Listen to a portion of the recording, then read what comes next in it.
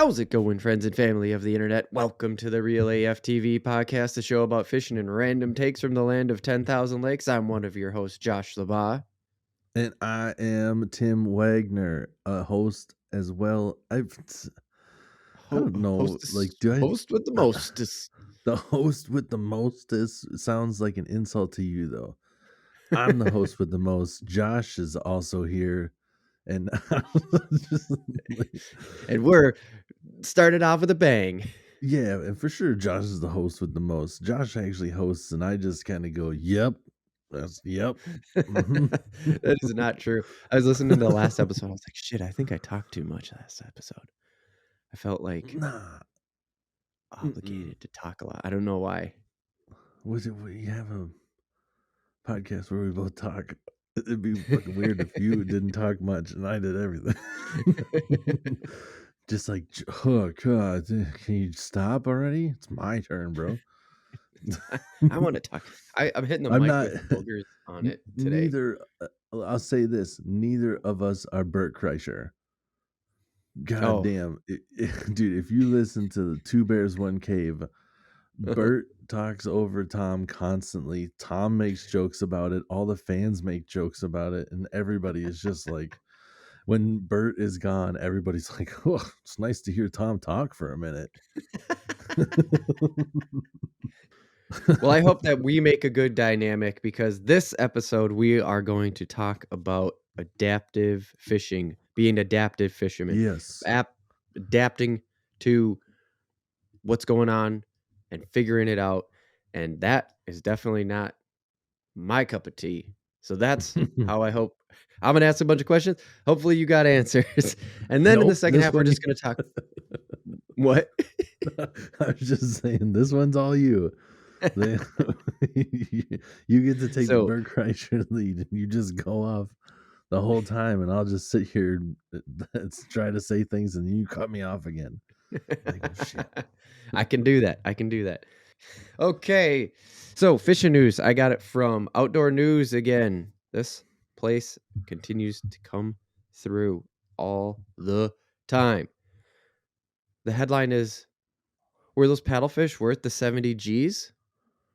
That's my headline. That's like my headline. 70 G monies? Yeah. So, man, I'll put the link in the description of the YouTube video. I always do that. So if you're, listening to this on Spotify or Amazon or something like that, go over to the YouTube video and you can read the full article. It's a good, well put together article, of course, with Outdoornews. But dude, I'm gonna shit on this guy. Yeah, I got a precursor to this story. I have no idea what's about to come, but just based off of your headline, I can already tell you. Everybody, listen closely. This is why the DNR has rules, and you can't break them. Shit gets really bad if you don't do what you're supposed to. Yeah. I literally have no idea what you're about to say. Yep. But I totally know what you're about to say. Yes, you do.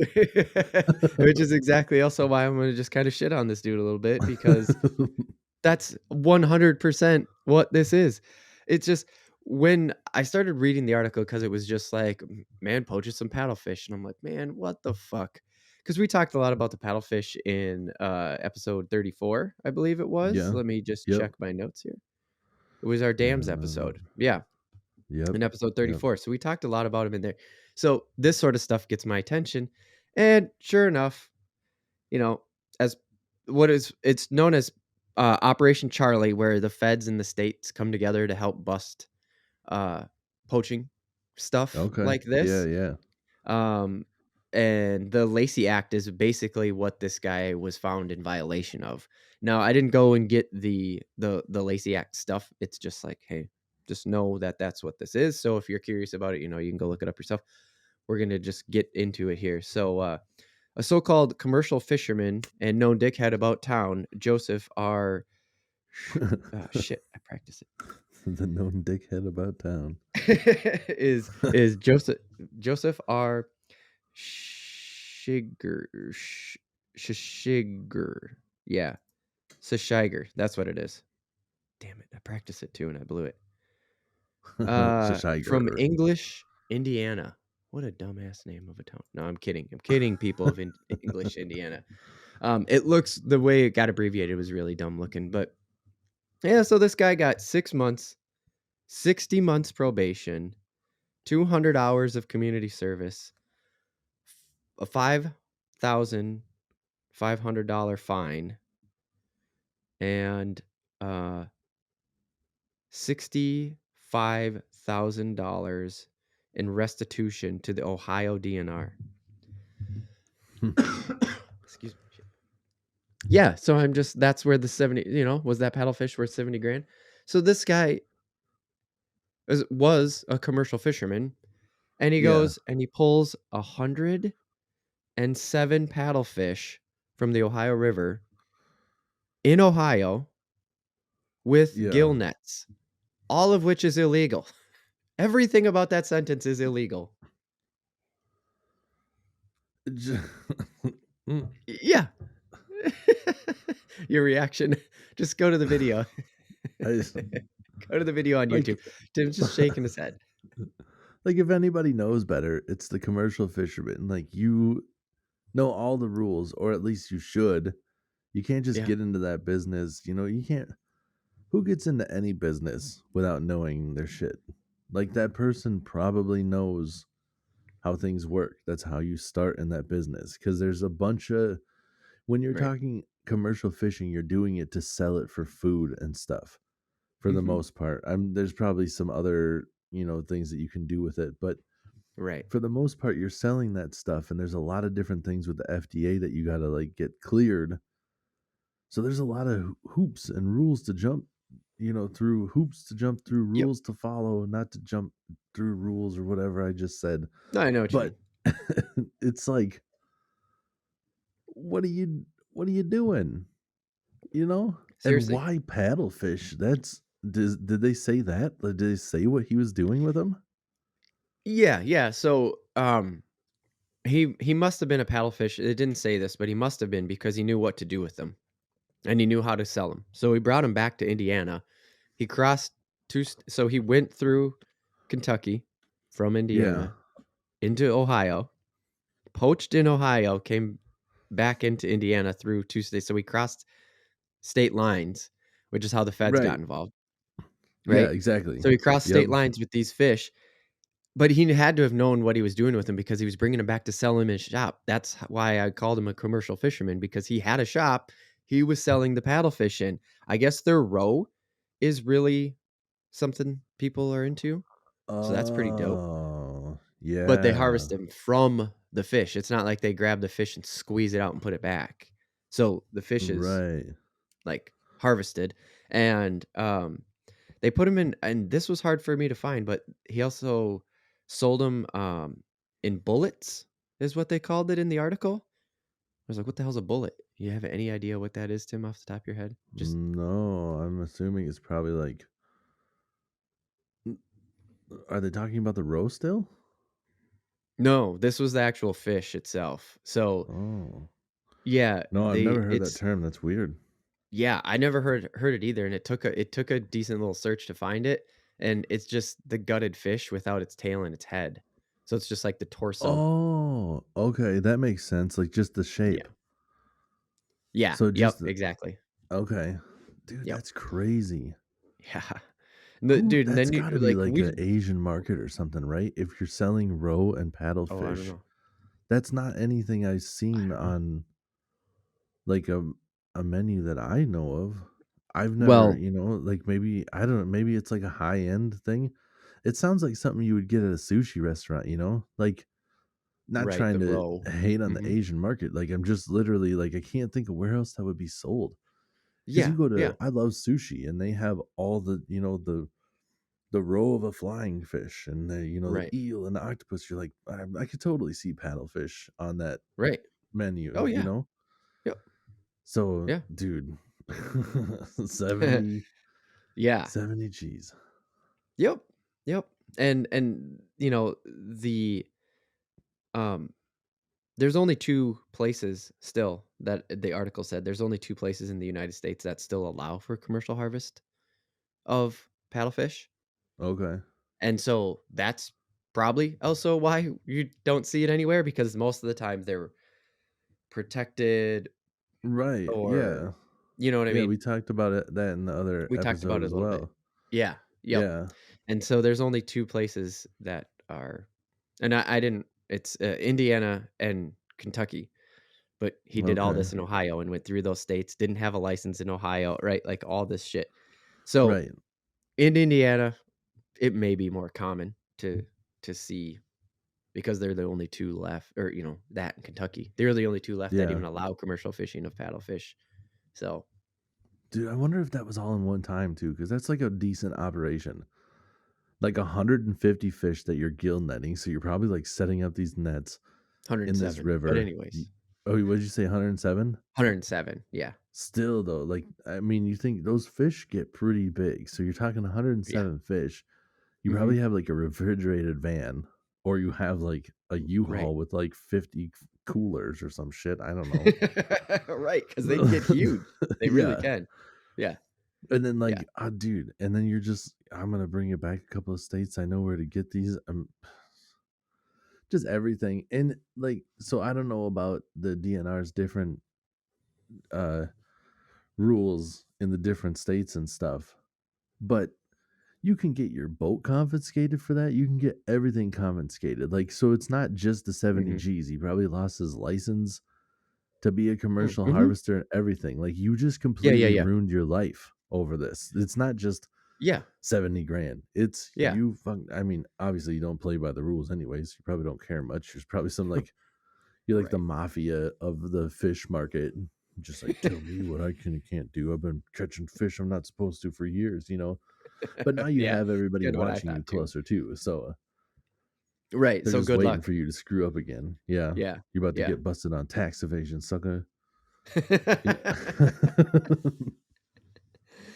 Yeah, so that was just that's exactly why I wanted to put it in, is just like, yeah, this is why the DNR exists, because these are protected fish almost everywhere, and yeah. just because this guy has the ability to do it in his state, goes and it's just like, "Come on now, Jesus." Um, Right. yeah. Anyways, Yeah. let's get into housekeeping. This episode is brought to you by Monster Bass and Real AF TV Patreon. That is patreon.com/realaftv. But we'll talk about that later in a little bit more detail when we take the break in between the fishing topic and the random take. I would also like to encourage you to share this with a friend and leave a review over on iTunes. Or Tim reminded us last episode, Spotify. The Spotify app, I think, is where you can review now on Spotify. Yo. That'd be cool. Help us out. Will be. Yes. Those algorithms love those reviews. The algorithm. Anyways, so Tim, we got a topic here. We got a fishing topic that I thought of because of the shitty weather. Um, Yeah. Real which is quick, funny. Yeah. let's get into this topic since you brought up shitty weather. It's nicer today and a lot of sunshine. So if you're looking at my camera and thinking like, "Oh, his white balance is off." No, I got real sunburned today. I'm red. That's We tried to fix it. We couldn't. And also, I'm cracking this open before it gets warm. Oh yeah, what is it? This is hard Mountain Dew. What? Yeah, right. Official. I didn't Official. know. Yeah, I didn't know it was a thing. Like, and What? then I I've never seen heard it of this at before. I saw it at a liquor store, and I deliver to the liquor stores, and one of the guys was like, "Yeah, I heard rave reviews or whatever," and I'm like, "Cool," and I didn't have any plans on buying it, and then I went there one day, and he's like, "Hey, you were asking about that, right?" And I was like, "Yeah." He's like, "Just got a minute, handed me a can." He's like, "Try it." I was like, Nice. "All right, well, I'll do it right here." I'm not gonna say no. Let's do it, Mountain Dew. Yo, Yeah? that's not far off from Mountain Dew, dude. Holy shit. It's zero sugar too, so I'm guessing Oh. it's probably like the sucralose is like some sort of a magical sweetener. I don't know if Right. it's like Right. necessarily good for you, but I've had some energy drinks where it's zero sugar Yep. versus the regular one, and the zero Yep. sugar one tastes better because sucralose is, I don't know Magic. if it's shitty for you, but it tastes pretty fucking good. Everything I know about sucralose is your body does nothing with it. Goes in your mouth, it goes out your ass. Yeah, Like, you can't process it. It's a completely synthetic chemical, your body knows nothing what to do with it, and it goes in one end and out the other. as long Now, as I I get don't rid I of don't it, know any further, you know, but as long as it's not getting stuck in there and doing some damage, whatever. Here we go. that's Yeah, awesome. I'm pretty damn impressed, man. I can barely tell there's That's cool. alcohol in here. That's Wow, nuts. that's cool. Well, What percent? there you have it. And there's like 4 different flavors. This is the original. I was like, "Give me the original," because I know what that tastes like at least, you know? I Right, don't wanna. right. Anyways, adversity. Adversity. No, no. Adaptivity. Adversity is like Adaptivity, same thing kind adverse of, right? so, yeah. What hold on. What is the amount of alcohol in that? I'm gonna guess 5%. 500% Yep, alcohol. you guessed it. There's a delay if you were watching at home. He guessed as I said it. Yes, Yeah, yeah. It's nailed 5. it. It says They always 21 are. plus contains alcohol right on the top. Like, you don't have to do that on a beer. Like, they know. Like, Right. hey, kids, this isn't Mountain Dew. Malt beverage with natural flavors, artificial sweetener, and artificial sweetener. No shit. There's no calories. How did you do Right. that? It's not How real. else would it be possible? Alright. Okay. Okay, Tim. So, let's talk about adapting fishing. Like, so the weather's been shitty. That Yes. was what made me think of this topic because I was just like, "Well, how do you even adapt to this?" And I was like, "Oh, shit. Okay. There we go, there we go." Because you also watching the well, what ends up being spring, late winter, early spring for us when the Bassmasters going on Yeah. is, they talk a lot about being about adapting to the conditions and stuff like that too, and I'm Mm-hmm. just like, Mm-hmm. "Well, what does that mean exactly when as someone who doesn't fully understand it other than having tons of gear?" Well, I just have shitloads of gear. That's Right. that's Sure. what adaptive fishing is. You're like, Hey, it helps. "Yeah, I'm sure it helps." That can't be the only thing though. No. No, you just having a bunch of gear isn't going to get you anywhere. I mean, it will, but if you don't know how to use Right. any of it or when to use it, that's not going to do Yeah, you much good. yeah. But I mean, for the most part, adaptive fishing is understanding what the fish do when they do it. Studying the fish themselves is, I think, almost more important than Yeah. trying to learn how to fish. To understand the fish's movement, why they're there, what they're doing, Right, right. and try to get a feel for why they might not be there is probably more important. Because if you think that they're in Mm. one spot and you're wrong, you have to kind of, that's where the adaptiveness really comes in to just be like, Oh, then you got to try to figure out too, depending on like what your abilities are and what kind of electronics you have. Am I in the wrong spot or am I yeah. fishing the wrong way? Right. Okay, Because okay, yeah.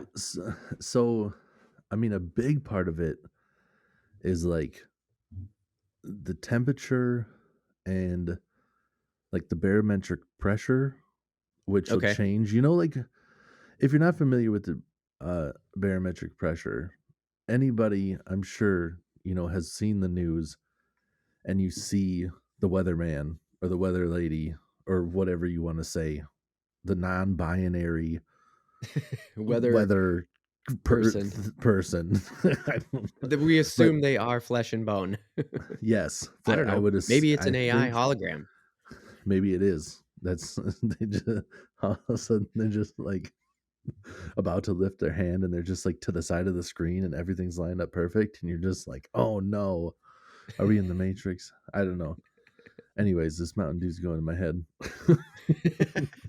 But yeah, uh, actually, that was the first note that I had here because we say it all the time is be an amateur meteorologist. Like I've said it yes, before. We haven't said yeah, it lately, but I think it's time to say it again. right, right. And the part I was getting to with like the the the weather people when they're showing you that thing and you see them, you don't really need to know what they're talking about. But when they're kind of Mhm. like, Mhm. we have this high pressure system from the north coming down to the south, and then Mhm. the low pressure here, whatever, Mhm. those pressures actually make a difference. That the barometric pressure Mhm. can turn fish on and they can shut them off. It's weird. Yeah. So, Sure. and it's not always a given, but for the most part, like that's what happens right before a storm hits, is that Oh. the pressure hits and then Uh-huh. it drives the fish a little bit crazy, and then Right. they'll bite real good before the storm hits, and then right after the storm hits, during the storm it can be all right, and then Mhm. like the day after the storm, normally that fishing is pretty tough. Ah. Okay. So, yeah, there's all these pressure systems. I've talked about this before, so I'm not going to get into like Right. Yeah. everything of what you should be doing on these things, but Right. like you said, being a amateur meteorologist, learning what a cold front is and kind of understanding like what Mhm. you're dealing with when you're dealing with it, as far Yeah. as like a storm is about to come, paying attention to what you got coming is a big deal. Like if Right. you're a weekend warrior and you know you're going to be fishing on the weekend, try to watch the weather and try to get a feel for what you're going to be doing before Yep. you go out there. It's having a game plan is huge, because Yeah. if you go out It there with like, you know, I'm gonna I'm gonna go out here and I'm gonna fish super aggressive all weekend because I don't have a, or like I get Saturday, I'm gonna fish super aggressive Saturday. Well, Yep. maybe the weather isn't allowing you to fish super aggressive, so you need to Ah. know that in advance, because the Right. weather, Right. the temperature is another thing, where like the cold front and the cold in general, like how Mhm. you were talking about the weather right now, Yeah. like it's colder than it usually is Right. this time of year. Like the Yep. ice is just getting off some lakes. Some lakes still have ice on it. Right. And that cold weather is makes the fish move slower. It's just kind of built into it, Yeah. Okay. you know? Yep. Mhm. So because of that, you kind of have to fish slower too. Like if Right. you're fishing and moving your bait fast, it's just super unnatural to them because everything is moving slow. So if you're moving your bait fast, they're just kind of like, I don't know what's Yeah. up with that, So what I'm hearing is the adaptive part about the about, like, the weather and the barometric pressure and stuff like that you're talking about is, like, don't go out with that preset in your head of, "I need to cover a lot of water because I have Saturday only," and you're just gonna go out and just cast reel, just get out and just, like, cover water. Right. Adapt to the situation as the Yeah. storm adapts as you get closer to Saturday. Like, watch the forecast all week and then change your game plan morning of, or, like, Right. put your game plan together the morning of. Yep. Yep. Yep. Or even try to adapt during the day. If you still have it Oh, in your mind, even if the weather is like, and you're like, I think it might still work, try it. That's up to you. right. But if it doesn't work, if you're out there and you're fishing hard and you're fishing fast and stuff, Mhm. then Mhm. that's where the adaptiveness really comes into to Yeah. play, where you have to Right. switch it up. If you're fishing fast and you're not getting any bites, then sometimes it becomes a question of like, am I in the wrong spot? Are the fish not even here? Like this Mhm. time of Mhm. year when the weather's cold and the water's, just starting to warm up, almost everything is up in the shallows. Everything's moving up into the shallows. The bass Sure. are thinking about spawning and they're starting to feed now, and walleyes are up there, and the crappies are about to go up and spawn and stuff. So it depends on what you're trying to fish for, but for the most part everything's going Sure. shallow because that water is warming up and they're all going up there to feed and stuff. So like Right. if you're fishing deep, you're probably not going to catch much. There's probably not much where you are. There's Uh-huh. exceptions to the rules, but the Of crappies, course. with it being this cold, are probably pre-spawn, so they're like out in deeper water and stuff. But anyways, if you're fishing in the wrong spot, that's a huge part. So maybe try to figure that out. But if you know, like, if you are fishing shallow this time of year, or you see, better yet, you see life, you see the fish, you have electronics, you know the fish are there, Right. then Yep. that's a pretty clear sign of whatever you're doing is not what you should be doing. Then you I either get need to yeah, do okay. then you either need to do one of two things and maybe both. You need to either slow it down or downsize. I always Oh, like start a little. change what you're throwing in the first place. You know, Yes. Yep. the whatever you have, live bait or whatever lure Mhm. kind of lure you're throwing. Okay. Yes. Yep, yep. So, if a lot of times I like to start with a little bit bigger baits, and, if I'm fishing more aggressive and whatever, and I'm not getting any, like, it helps a lot on clear water when you can see the fish. Like, if I see a Sure. bass and I'm fishing fast and I'm, kinda casting past them, and I know they haven't seen me yet because I got the, polarized sunglasses and it's a clear day and I'm far enough out that Sure. I saw the fish, I know he doesn't know I'm here yet.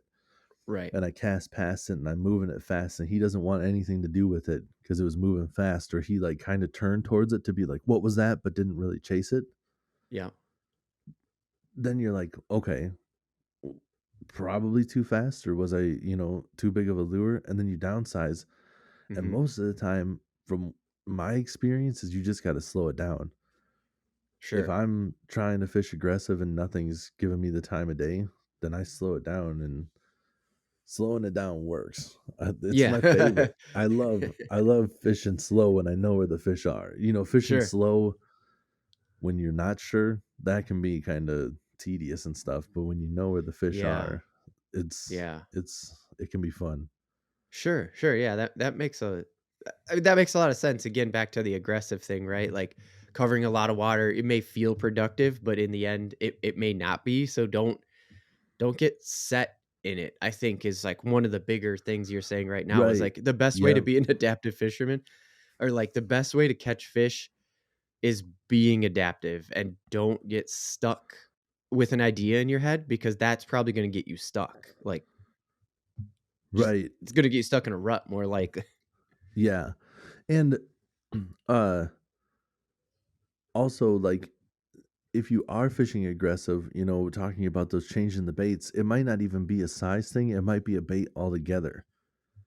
If you can Oh, fish pretty fast and then, like, switch to, like, a more subtle, style. If you're fishing, say, like, a really fast vibrating, or, like, maybe a little bit more aggressively vibrating, like, mhm, crankbait, sure. and they're not really giving you the time of day. Even though crankbait's one of the weird exceptions to the rule, like, even if you're fishing aggressively and it's moving hard, Mhm. you could still catch fish on them. It's weird. Like, even if they're not in a good mood, it's like something about a crankbait can, like, piss them off or something, where they're just like, "Not today," and then they just and then they charge it, and you're Sure, like, "Well, sure, I sure. still caught it, whatever." But, like, just changing to something more subtle, putting on, Okay. just a swim bait that has, like, a kind of a free flowing, slow moving tail, 'cause there's Mhm. difference in swim baits too. If it has, like, a paddle tail, sometimes, like, a curly tail grub is a slow, like, it's like a faster vibration, but it's not as hard thumping, Oh, so okay. that might be, where it's more subtle, because Okay. the fish have the lateral line and they can feel that. So if that hard thumping's not working, maybe something a little bit like of a Okay. different frequency is probably a good way to say it. Yeah, yeah, no, that is a great way to say it, yeah, definitely. Yeah. Yeah. Interesting. So So, yeah. short of having oh, sorry, please continue. Oh no, that's pretty much.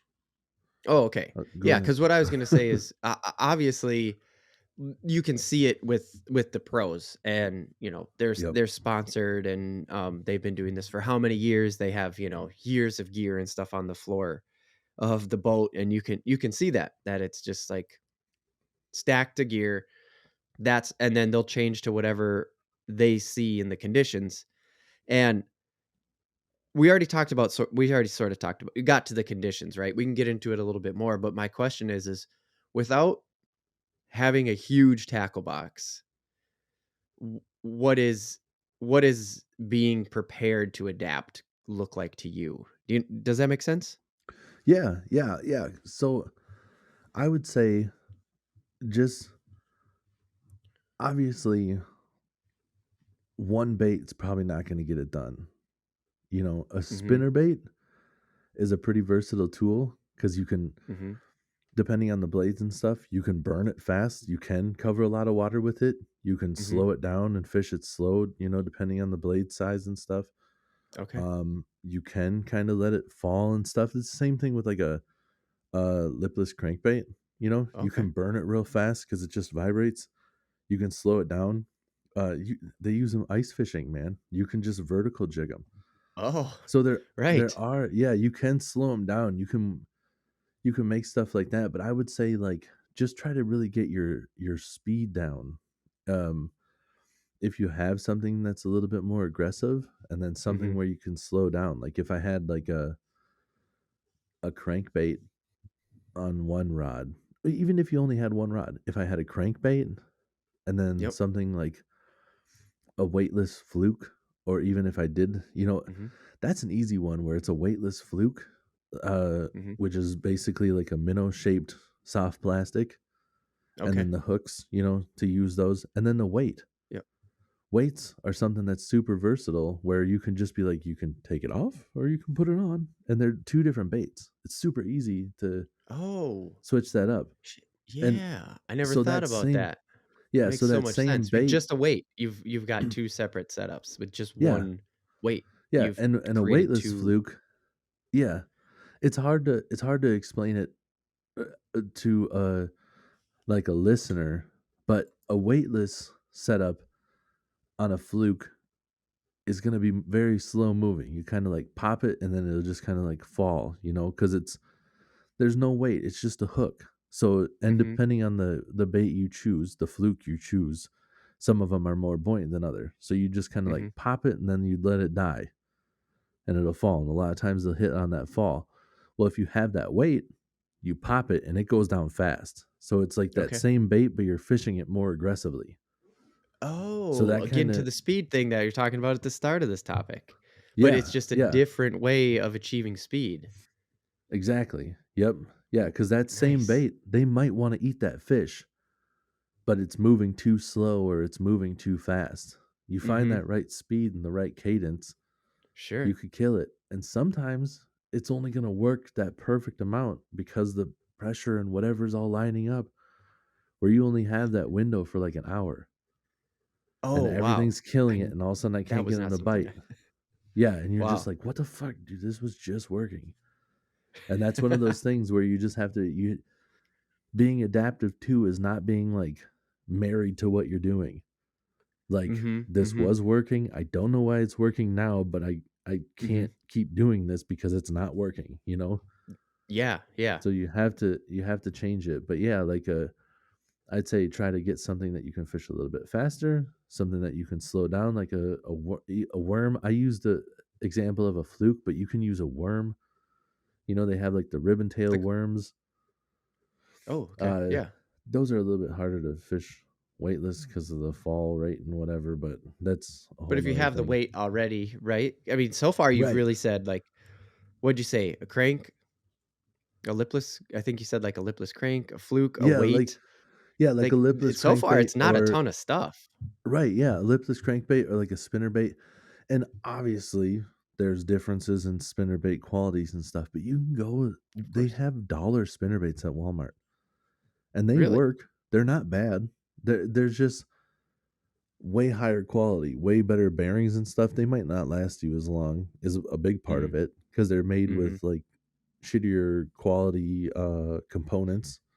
Right, of And course. then different hooks or whatever. If you're fishing in Florida and you buy a dollar Walmart thing, the 13 pounder you got a chance of hooking into might snap that thing right in half. But in Minnesota, you're probably not going to have to worry about it. Right, Um, right, right. but so you got really, I mean, if you're talking bass fishing, kind of that slow and then that fast, and Mhm. that's all I would say you really need to try to figure them Yeah. out. There's a lot of different versions of that slow and that fast. And Mhm. I But mean, the nice there thing there that are, I like, extremes to the slow too. With the cold that we're talking right now, like a suspending Oh. jerkbait and stuff, like, that would Uh-huh. probably help a lot too. Because if you're having a real hard time and you can't get anything to bite, but you know that the fish are there, Mhm. I'm not kidding. Some of the pros will, like, pop that thing, pop, pop, and let it sit there, and they'll count to, like, 30. What? Uh-huh. And They just let it will not sit. move it. Just let it sit there for 30 seconds.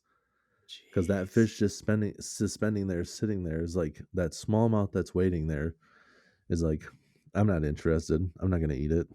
5 seconds later, it's just like it's it's still there. I don't.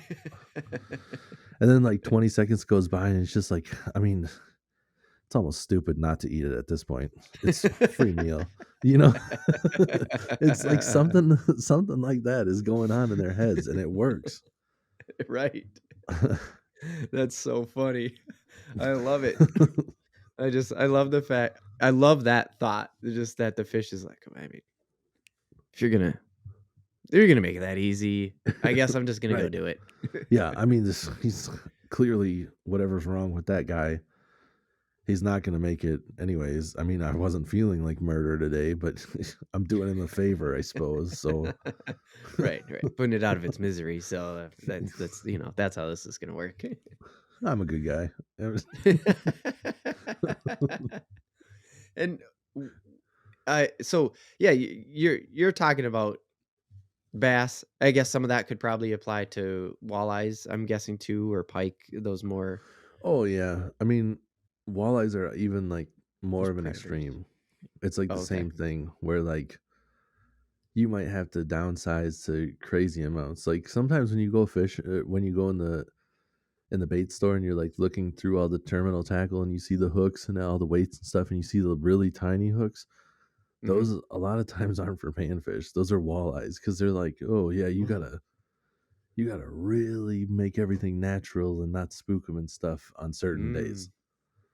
Mm. Mm. Other days you can Okay. fish just like anything else, you know, Right. Right. fishing a more aggressive jig with a hard thumping paddle tail and like the same lipless crankbait will work Oh. for Hmm. walleyes and stuff too, you know.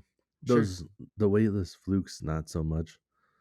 It's just Okay. something about those with the walleyes not normally working. I don't know why. Huh. But Yeah.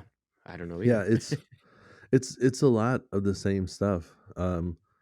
With panfish too. Panfish are a Hmm. little bit different, but I mean, Yeah. it all comes down to a lot of research before you do it too.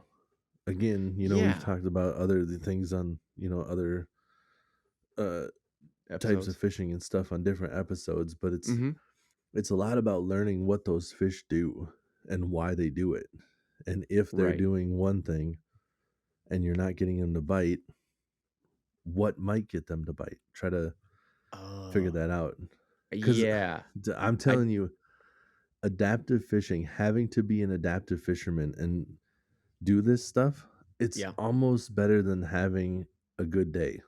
You know, when you do figure it out. Because having an awesome day and being able to be like, I killed it today is cool. But Yep. having a shit day for like the first 2 hours and then figuring it out and still like catching your limit is just like, Yeah. hell yeah. Especially when there's other anglers around. Rewarding, right? Just the Dude, reward yeah, of I'm like, not, yeah. yeah, not trying to be like, I got it all figured out. But I've had moments where like I went down to the river and I'm just fishing from shore and things aren't working. And I go to Uh-huh. like I tie on like the tried and true, like old school baits and they're all fishing Oh, with different okay. stuff and trying to like bounce out the bottom or whatever. And I'm just like casting Yeah. out the old school MEPS inline spinner and like catching fish after fish and just having like Yeah, dude. I remember like I'm not gonna call anybody out. I mean, it's not really calling them out, but there was a guy that we went to high school with one time that was Mhm. going to college up here at St. Cloud and just randomly I ended up running into him on the river. And he's been out Okay. there fishing and he's like, they're not biting today. And as soon as he said that, sometimes that can give you a tip. He says they're not biting Good today. point. All I do is look around at everybody else and I'm like, well, they're all fishing this way. So I'm going to try something different. And sure enough, I try something different, and, like, I'm talking Right. cast 1, I catch a fish, and he's like, "What the hell?" No And way, then I dude. catch yeah, and then I catch, like, 4 more fish as we're sitting there, and he's like, "Yeah, they really like what you're throwing." And it's like, "Well, because they don't like what you're throwing. All I did, Which uh, it's nothing special. All I did was took your cue at yours not catching anything. right. You've been watching other people not catch anything. I just Yeah. went a different way than everybody else did, and it worked." Right. Yeah, no, that's a really, really good point about this is like not only know the fish and whatever, because that was the thing that clicked with me just a few minutes ago was like know the fish, know kind of what they want, and have option one, two, and three already on the table. Like that's how it set into my brain. Was it was just like know the fish and say, okay, I'm gonna start with this. I'm gonna go to that if it's nothing happening, and I'm even gonna go to that one. Like option Right. C is even there if I'm not getting bites on one and two. And you Yeah. just said the read your surroundings. Like that's sort of what you said, but read your Yeah. human surroundings too. Like if you can see other people, you can talk to other people, read it. Just go for it. Right. And look what Yeah. happened. Be adaptive. Adapt to the situation. Yep. And don't let that bite you in the butt either. Like, don't assume you know what they're doing by looking at them. But Okay. when somebody says they're not biting today, then you're Yeah. like, okay, so what Right. everybody else is doing is not working because you've been Right. watching too. But if you Right. just show up to a place and you don't see somebody catching fish and they're not like right next to you, don't assume that they're not catching fish. Because some people, like me, Mhm. when I'm fishing and I'm catching walleyes and stuff, I'm not holding it up and yelling like Mike Iaconelli. I'm putting it in the live well and I'm not letting you know that I caught it because I don't want you coming over to my spot. Right, right, yeah, the whole I'm keep your just, distance thing out on the yeah, lake. It's like, "Sure, afterwards, we can go sit at the bar and have a beer, and I'll tell you what I did and where I was, but I'm don't just fucking stay out of my spot. I'm here now. Don't come yeah, close." right. And even like at the boat landing, a lot of times you go out there and somebody be Yep. like catching them. And sometimes like my dad's one of those guys is just like, nope, not really today. Mm-mm. And we'll have like a full live well. And but I'm the kind of guy that just be like catching them and just be like, yes, yeah, I did. Caught a lot. Yep. Fishing's good out Uh-huh. there. Yep. And then they'll just be like, how? And I'll tell them Sure. this lure, I'm gonna not give you the exact location. This lure, I Right. was like over on that side of the lake. Mhm. Very vague. I don't know. Maybe I'll tell you. It depends on the day. I don't Oh, yeah. if I know I'm gonna be out there like later that day or whatever. But Mhm. yeah, I don't also Right, go to right, the boat like, if you're landings a going in lot for either. lunch and So then you're gonna plan on being back out on the lake and whatever, like, yeah, then, okay, because I'm gonna try to get that spot again, I don't want someone sitting there, like, I right. get it, I get the I just don't like the idea of just, like, completely protecting everything. We've talked about that before, it has nothing Oh to do with this yeah. topic, I'm not gonna drag it in. Right, Sorry. right. But yeah, no, totally. But that's the whole thing is trying to be adaptive. And if you get information because somebody can help you out, that's super cool. But Yeah, know that sometimes you have to figure it out on yourself or on your own because right, some people are super weird and dumb and won't tell you anything because they're just like, I'm not going to tell you anything. And it's just like, well, how did right, you learn? right, Bet you somebody told you, you right. know, Yeah. Yeah, it's no, just, or you read exactly. it in Fisherman with a bunch of people that were willing to tell you stuff, Right, just like we are exactly. here trying to help, you know? Yeah, yeah, exactly, exactly. That is like one of the whole things is like that's why we did Relay FTV. That's why we started is Yep. because we don't want to just Yep. sit here and like hoard information. We want you to Yeah. go use it. Like, hey, listener, Yeah. we're gonna put this on the internet. Come join us every Hmm. other week, and we're gonna try to tell you more shit so you keep fishing. Like, it's Yep. pretty fucking cool. Yep. Yeah. So, And a couple, oh oh, go yeah, ahead. no, no, no, because I was gonna cut into sort of winding this down. What were you gonna say? Oh, I was just gonna say from like a sheer just like gear standpoint too. Like if you're out in a boat fishing, be prepared for adverse conditions is another part.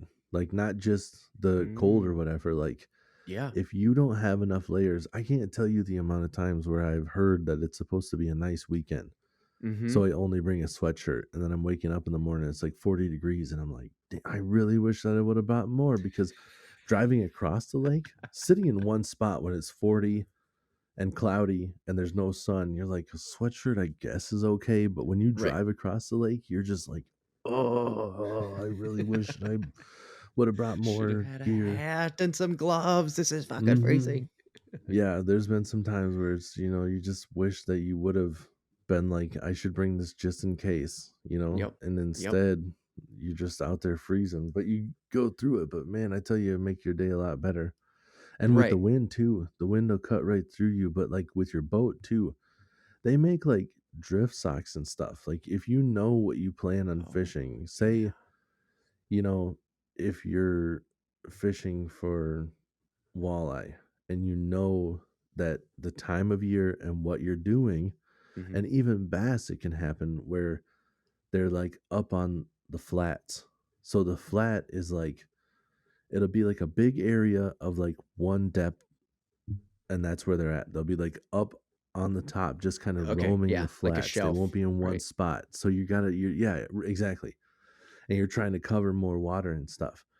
If the wind is strong, it's going to push you across that flat and you're going to get going super fast. But they have wind socks that you can like put on your boat, Mhm. and they go into the water, and it Mhm.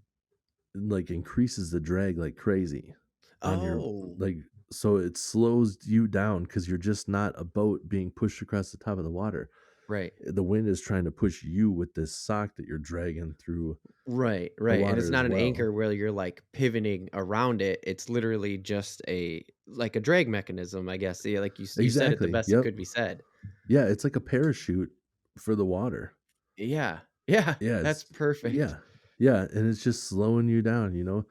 So it's stuff like that. Like if you know that it's going to be windy and you're going to be out there and you think that, hey, this is perfect, I'm just going to let the wind push me across this flat. Well, you Mhm, might mhm, go across that flat pretty darn fast depending on what you're dealing with. So it's just sure, stuff like that. Just trying to be yeah, prepared for any scenario is what makes you a better there you adaptive go. fisherman. And that's why all Yeah. the professionals have so much gear, because they pretty much have something for everything, you know? Right, right, right. Yeah, for sure. Because if they're not in a tournament, they're, probably guiding on the off season in the not tournament season, I guess, right? Like, Yeah, they there's a just lot of people that are, yeah, that guiding or just trying to like learn about the lakes too. Some of those guys are out there mhm, like not even fishing. They're just driving around with their maps, trying to sure. figure everything out. And that can be a pain in the butt too when it's a super windy day. Cause if you're bouncing and moving and stuff, your transducer's not reading stuff quite right because you're moving all over the place. And, Sure. there's a lot of stuff that just being prepared for what's to come will help Yeah, which is immensely. actually what I had as, like, the alternative, like, I was like, "What does it mean to be a prepared fisherman?" Right? But I liked the word adaptive because I wanted to talk about how, because being prepared is just like, "Oh, get as much gear as you can," or whatever, is kind of like where that Right. road ends. It's the adapting part that is interesting and that you can actually learn from and like have that. And I'm glad you said the gear because that was something that came up and I forgot to put it in the notes. But like you personally, gear wise, like layer up. Yeah, layer up, and rain gear. Rain Rain gear gear. is a huge part because you can have a Yeah. downpour come through. You don't have to leave the lake. I mean, it's up to you. You don't have to leave the lake when the storm comes through, as long as there's not a bunch of lightning. Right. Sometimes, for the most part, it's just water. You just got a downpour. Yeah. And if you don't have the right gear, that's like you're getting off there. But you have a raincoat, all of a sudden you have the lake to yourself. And hopefully you also have the fishing gear and ability to adapt to that, and now you're out there on the lake by yourself Right. in a Yep. in a storm where the fish are probably gonna go nuts, like, Yeah. Yeah. s I mean, there's a good chance. Like, I've, unless it's like a super cold rain on a real shitty like spring day, mhm, most of the time when it's raining, like the fish are still biting, maybe not better than they were before, but like just as good. mhm. And then you come in from, a day out there and uh for sure on a rainy day, Mhm. the light is less, and Oh, right. lower light conditions always help for fishing. Sure. That's just, they'll become more aggressive if the light conditions are lower. Okay. And I've had other people, you come off the lake and they're just like, "I saw you out there. You don't care, huh? It's just raining." It's like, "I had a raincoat on, man." It really didn't change much. You're like, "You see the shirt? It's still dry." I am 100% dry, man. As long as you don't mind that like noise of like water hitting a tarp, in Right. your ears, Right. you're fine, dude. You're gonna be good. So, the thing that I kinda wanted to bring the topic to a wrap, and if it keeps going, cool, but the whole thing to me is you gotta you said all this stuff of adapting and that, but what if you're getting ready to go on a weekend? Like, would you pack? Was it just read the weather again? I mean, you're let's just say you're going 4 hours north. Is there a special, like, way to pack for a trip that you can adapt to what's going on? Even if you just know you're going fishing, you don't necessarily have a fish in mind, or would it be best to prepare for a specific species? I think being prepared for a specific species would Mhm, help you a lot mhm. because then you know which gear to bring. Because if Yeah. somebody's like, "I really want to go fishing for crappies this whole time," Uh-huh. and you bring your bait casters and stuff to, Of go course. bass fishing, obviously you're going to be kind of shit out of luck. Or you have big, Right. like 3 hooks or larger where they're, Mm, decent, inch and a half shank on a big hook right. Yeah. for a big worm. A Mhm. crappie's probably not going to eat that. Like, Right. you got a chance at getting them to bite it, but you really got to kind of know what you're doing. So, I mean, if you have the space to grab everything, n- Of course, normally grab everything. yeah, that's what I do is grab everything and then I let the person say what they want to do, and then I'll grab, just that to bring with us, you know? Mhm, mhm. Or like if I guess it's a good example of like going to a river. I'll Okay. have all my gear and stuff. And when I Yeah. get there, if I got a good idea of if it's a river I haven't fished before and I don't know what's in the river even, Okay. and I'm like, well, I think it's probably smallmouth. I'll just grab my gear for smallmouth. And the Mhm, nice thing about that is like the gear for smallmouth, especially on the river, is the same gear that I'm using for walleye, and the mm. spinning rod I can, use for panfish too. Right. The line might be a little bit heavy, but I'd be able to switch it over. So that's a big Okay. part, I think, is probably, you know, spinning gear. If you don't know what you're going for, spinning gear can get it done with almost everything. Yeah. Bait casters are pretty Mhm. species specific or technique specific, Okay. where I could fish the same bait with a spinning rod Mhm. that I would fish with a bait caster, but the other way around, not so much sometimes. Mhm. But So, yeah, and then you could also pull in, crappie too. So get a medium tackle box and be ready for get a yeah, medium-sized tackle box that won't take up a ton, because that's kind of where I was going with it, right. is like, you have limited space. You gotta load up the car and you got 4 people in the car, right?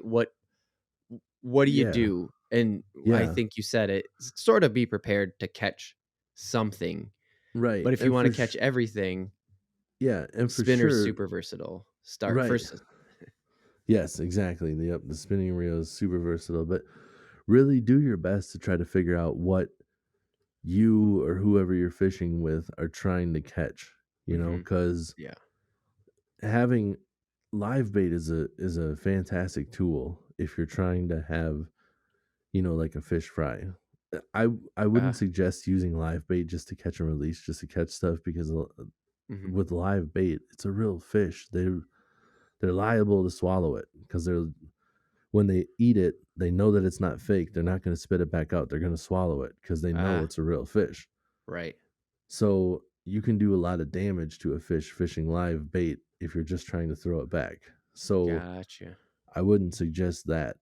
But if you're just trying to have a fish fry and you're just trying to catch fish, trying to have the right bait for the job is a huge part. Yeah, sure. Crappies, Mhm. crappie minnows. If you're trying to fish for walleye, a crappie minnow might do the job, but you're probably going to have a better luck with a bigger minnow or like a jumbo leech, stuff like that, Mhm. where a Mhm. jumbo leech is probably not going to catch you a crappie. It's Right. just not really their thing. So each, Right. fish has its preferred bait, and trying to figure that out beforehand so you have the right bait too Mhm. is a huge part Yeah. of being adaptive before you go out there, because maybe the live bait doesn't work, but at least you were using the right stuff. Where Sure. if you go out there and you have little tiny leeches and somebody says we're fishing for crappie and you're like, I guess I'll try it, and you don't catch anything for a while, you're like, well, is there a bait shop we can find someplace, because I'm pretty sure the reason we're not catching anything is because we're using leeches. Right, right, right. With so something I thought of while you were saying that is if you're walleyes, crappies, whatever, hooks usually don't take up a lot of space.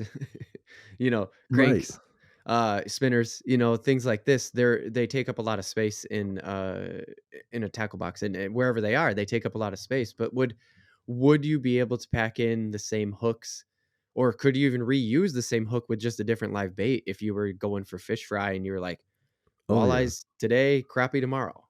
Because I Yeah, don't for know the sure. answer. Yeah, yeah, you could for sure.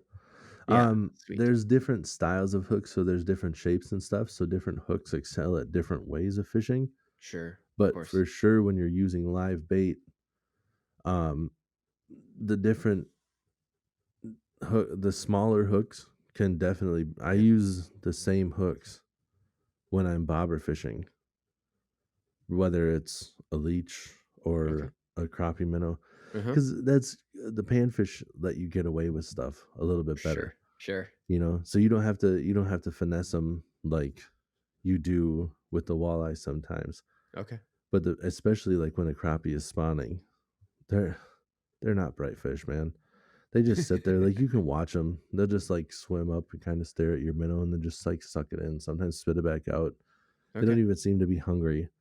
You don't see that happen with walleye, like through the ice hole maybe, Mhm, but when you're fishing in the spring or summertime, mhm. that just really doesn't happen where they come up and I mean, it might, but you don't really see it like you do with the crappie and stuff. Like you Oh, don't have sure. to finesse in the same way, so you can definitely get away with it. Like that's a good point. It, you know, bring the stuff that you would need to catch a walleye. Kind of key it up to that. Mhm, Like make sure the hook's right mhm, and that it's finesse enough if you need to do it for walleye. mhm. And then if you decide to go crappie, it's gonna work. You know, Sure. Yeah. as long as the hook's not giant, but the hook isn't normally very big when you're fishing for walleyes. So Yeah, yeah. That's kind of what what I've picked up on the little bit of walleye fishing that I've done, is that I mean, their mouths aren't that huge typically, you know? Like, a crappie's got right, a big mouth on it actually when you look. yeah, and it's 100% the way they eat too. Oh, Like a, okay. a walleye will kind of just come up, and sometimes they'll bite it, and they won't actually like eat it. They'll just kind of like bite it, and they'll almost like play with it. Okay. So that's why sometimes too, where you see the walleye fishermen, if you ever seen them like dragging like a lindy rig. So a lindy rig is a weight, and the line goes through, and there's like a hook, and there's a different, you could set them up a different way, a bunch of different ways, but there's like a leech or a minnow on this hook, and when you Mhm. feel some little biting, you can just open your bail and let the fish take it, because the line actually goes through the weight, so it's not feeling any resistance. Oh, So with a walleye, nice. when you feel that bite, a lot of guys will open the bail and they'll count, to 10 or whatever before they close the bail and try to set the hook. Wow. If you're fishing with a bass or a crappie, Mhm. the moment you feel something, you set the hook Right, because of how they just suck it in. right. It's in their mouth when you feel it. Yep. So Not go, always, hook that yeah, lip and go. yeah, exactly. Not always the case with walleye. that was one part that I had to be adaptive to when I like where it was just like you would When feel you it, were and you'd set learning. the hook, and you'd just be like, "Damn it!" And they're like, Right. yeah, they don't always eat it right away." And you're like, "Yeah, I keep losing my bait." They're like, "Yeah, because he didn't have the hook in his mouth. He just had your bait in his mouth." Oh. Almost like they'll just kinda take a couple bites on it to Yeah, like get almost. before they get the hook, right? It's just like, "Oh, Yeah, here's the tail," and then another yeah, bite, and then another one, and there's the head, and the yeah, and bam, right. got it. Yeah, it's like they want to eat it, but they're not just swallowing right away with like the other fish. Right. They'll bite it a couple times and kind of like slow it down, and then pull it in. It's almost like they're more of a hunter versus Sure. just a big, I don't know, what do you even call the other ones? Inhaler. Yeah. Just gone. Right, yeah, an inhaler of food. Yeah. You reminded me, though, we've been working on it. I think I no, I definitely said that crappie video from last year is gonna go live by crappie spawn this year, so we better get on that shit. Yes. I think I got the edit pretty tightened up. Anyways, don't wanna get too far into that, but hey, we have video. We have video, guys. We It's have true. video. And the We do weather might have have some. bought us an extra week, but we have video. I know. We got lucky. So, yes, look for that coming in the near future over on YouTube Relay FTV. Remember, you can look us up. We got the video podcast over there if you're listening to it on a different one.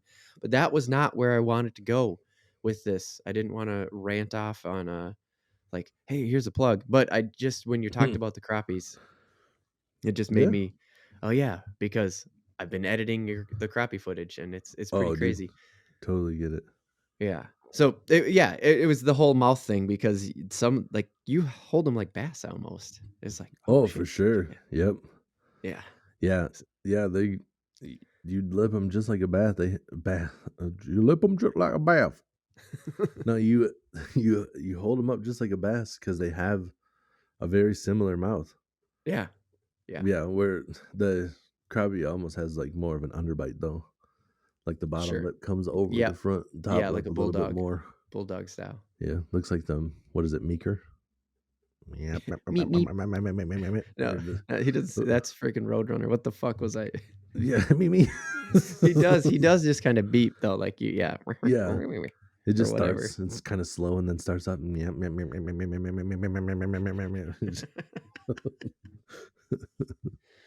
Ah, anyways, that's a weird way to Hey, because that's I didn't have any more, but because I really did want to talk about the like limited space. You know, I wanted to keep it tucked in because in the end, adaptive fishing is prepared fishing, yeah, but again, adapting is the interesting topic, and being prepared to adapt is why I wanted to end with the trip. Like the sure, conversation of the trip is like being prepared to adapt, and I really like how you said the live bait thing, because let's just say you don't want to spend a lot of money, right? Like you're going on this trip, that's enough money as it is. Okay, got a live bait budget, a food budget. What I bring with for gear is what I want to stick to. So if we're going to the shop, we're going to get live bait. And to be ready to adapt to that, it's like, oh, hooks, right. load up on the hooks. Yep, couple different kinds of hooks. Have a have a spinning setup that's a nice, in the middle. Like an Hmm. 8 pound test is gonna be able to land pretty much anything in Minnesota. Sure.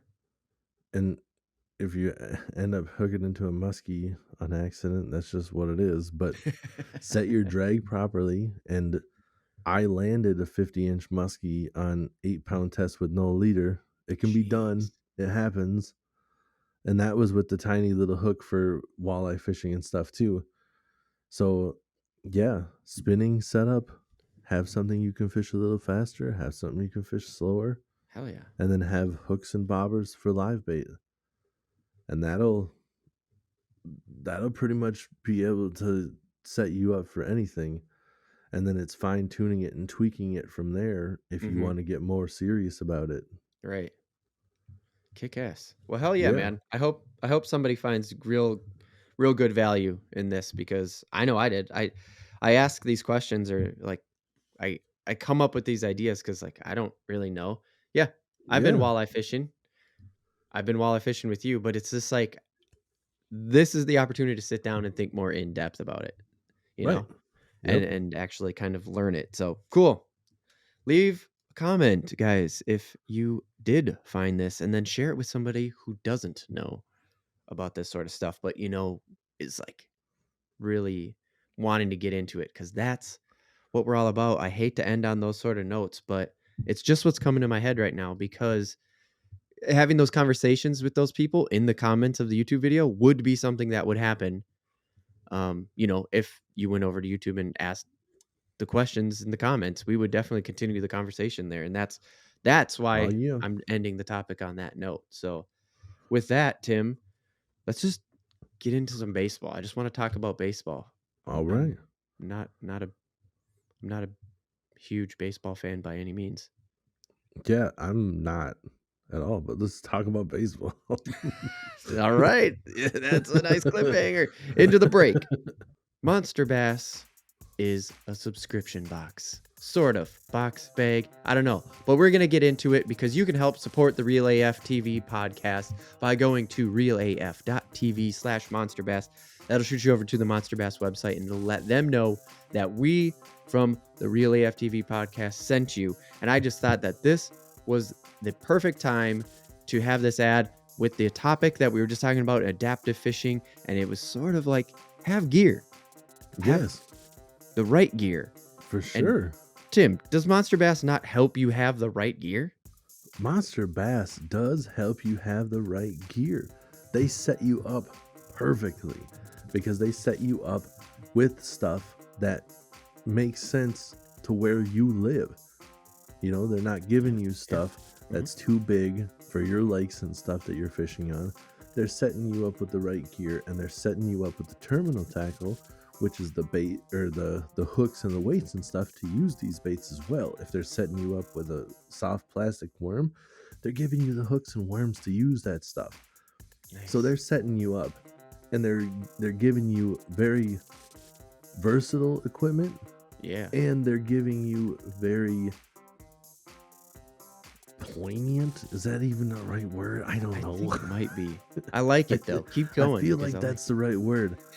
They're giving you poignant equipment to be using in the right circumstances. That came out a little bit weird, but you know what I'm trying to say. I do know what you're saying, and that's why I wanted to bring them up for this adaptive, basically what came down to being prepared fishing, because if they're giving you this versatile stuff that is very relevant to where you are, and you get on their subscription service and you're doing this every month, they're setting you up for what you just described as success, in my opinion, in the fishing topic. For sure. And when we were talking about it, I was talking about getting something to go fast and something to go slow. And when I think about it, I think I got that in every box. I think I have something to go fast. I think I have something to go slow. I have the weights to fish at different speeds with different baits that they gave me. Nice. So it all sets it up. So if you yourself are trying to get into this and, get a little bit better adaptive, or just starting and learning, or you have a loved one that you're trying to get a gift for and they're in the same boat and you want to set them up, these subscriptions are perfect because they'll get sent, not only they'll get sent baits, but they'll get sent baits by people that know how to fish, so you know that they're going to work, and they're set up for where you live. Yeah. So they're giving you baits that work on the lakes that you fish. Yeah. And if you don't catch any fish, then come over to the Real AF TV podcast and learn a little bit more. We'll get some fish. Yeah. Or awesome, dude. That is a really, really good point about the. I missed what you said, but I'm going to keep going with it. That's a really good point, though, about that whole Monster Bass situation that's going on over there. So if you go over to realaf.tv/monsterbass, it will let them know that the Real AF TV podcast sent you, and just help us out a little bit by doing that. Again, it's realaf.tv/monsterbass. So let them know that we sent you from the Real AF TV podcast. That'd be sweet. And again, like Tim said, it could also be a gift to hook somebody else up that's just getting into this. For sure. Such a good gift. You have any idea how excited I would be to get that gift? Patreon.com/realaftv is our second ad. That's right. We have a Patreon page. If you don't know what Patreon is, it is a way to join a community. Some people would call it a subscription service. Others, I have heard it described as a donation place. We are not taking donations. We are not a nonprofit. We are just trying to build a fishing entertainment enterprise. Okay, I might have went a little bit too far. To quote Half Baked, we're fundraisers. We have videos that are of fishing, actually being out on the water. We swear they're coming. Help us make more of them by going to patreon.com/realaftv. Remember, it's real like fish and reel. And that will get you onto our page where we have tiers of what we call joining a community, what we call maybe subscriptions. But, we have $1 tier. So even for as little as $1, you can subscribe to the Patreon page and help support Real AF TV, and not just the Real AF TV podcast, but what we're trying to grow into. Tim. Right. Exclusive Patreon show. 3 words. We would do that. We will do that. Exclusive Patreon show. That's right. 3 words. Yeah. We would do that. We would make an exclusive Patreon show. Does it have to be about fishing? No. Does it have to be some random take? No. You just might get me and Tim BSing. You might get behind the scenes stuff from Patreon or Patreon about what we're doing with Real AF TV, because I got some things that I'd like to talk about, like learning how to render 4K video faster so that the video actually goes live the same time as the audio podcast. There you go. Yeah. And like Josh said, we're not just a podcast. We're not trying to be just a podcast. There is a reason we call this Real AF TV. That's what we aspire to be. That's right. All media. And just like I started it a little extreme, we're going to end a little extreme. Remember, it's realaf.tv/Patreon, and to get over to our Patreon page. And that is the best way to directly support Real AF TV, join the community, have more conversations off mic. That's not the right word, but we'll count it. Off air. There you go. Not on air, but yeah, you get it. When the mics are cold, not hot mics. Exactly. Patreon.com/RealAFTV. Remember, real like fish and real. Thanks for the support. Welcome back to the Real AF TV podcast, a show about fishing and random takes from the land of 10,000 lakes. This is the random take. And if you were just joining us on the Friday when this split comes out, you didn't hear the cliffhanger of me and Tim really aren't baseball people. But if you clicked on this, we're going to talk about baseball. So that's right.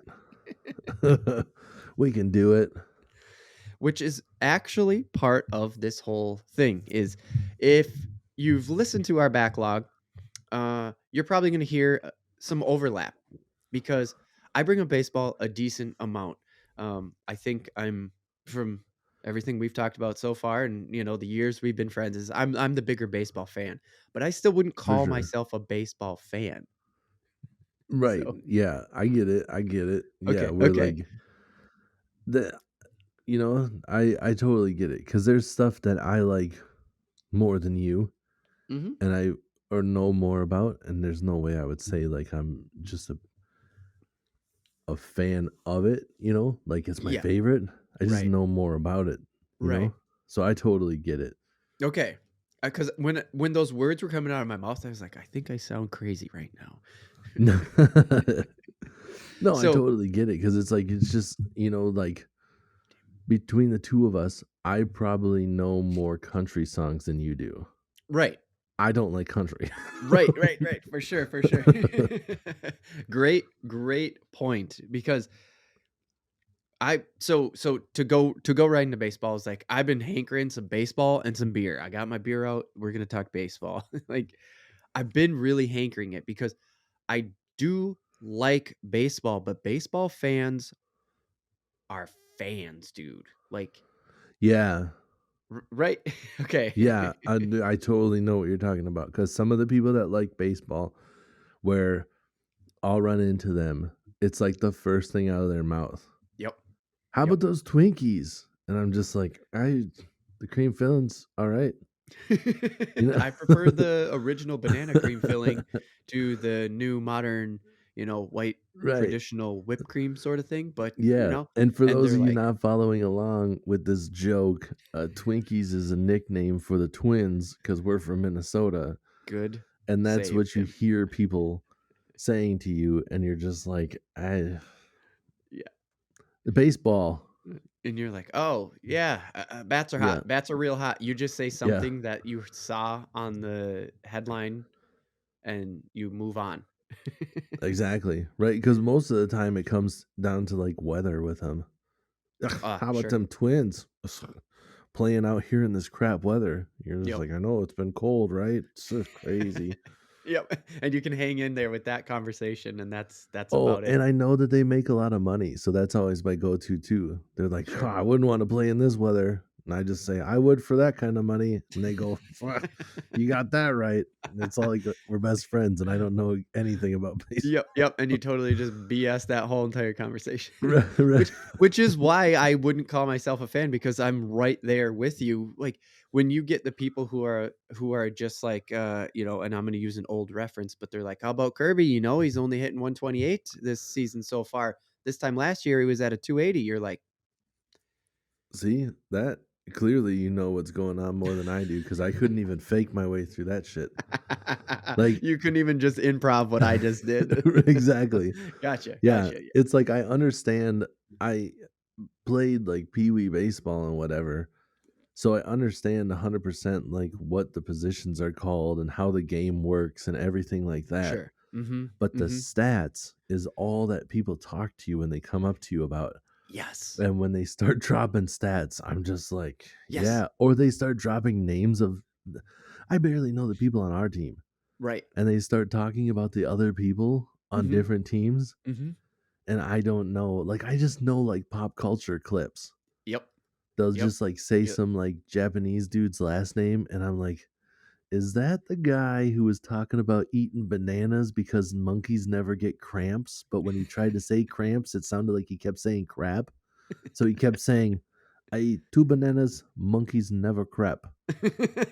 And then is that who you're talking about? Was it that guy? No, not that's the only guy I know that has a last name like that. I don't know. I I Right, right, right, I know he exactly. plays baseball because I saw the interview and where he was standing and the uniform he was wearing. Right, and I recognize the pirate logo, so, Yeah. I got Yeah. that black and yellow Uh, P on the hat. yes, yeah, Still got it. I believe this one was a bird, and that still I'm not good enough at that. Could have been a cardinal, oriole. I know they're the teams, but what their specific colors are, I do not. Okay, and then they throw in the extra ones where it's all of a sudden it's like, "Is that really their color, or is it just pink because it's October?" Like, Right. you're like, You're "Fuck, I just don't like, know." "This doesn't look familiar, but a lot of this doesn't." So, So the pink birds, I'm gonna say they're the flamingos. yeah, we're And it's trying to like, get "No, that yeah, was the Blue Jays logo in right. October." Yeah.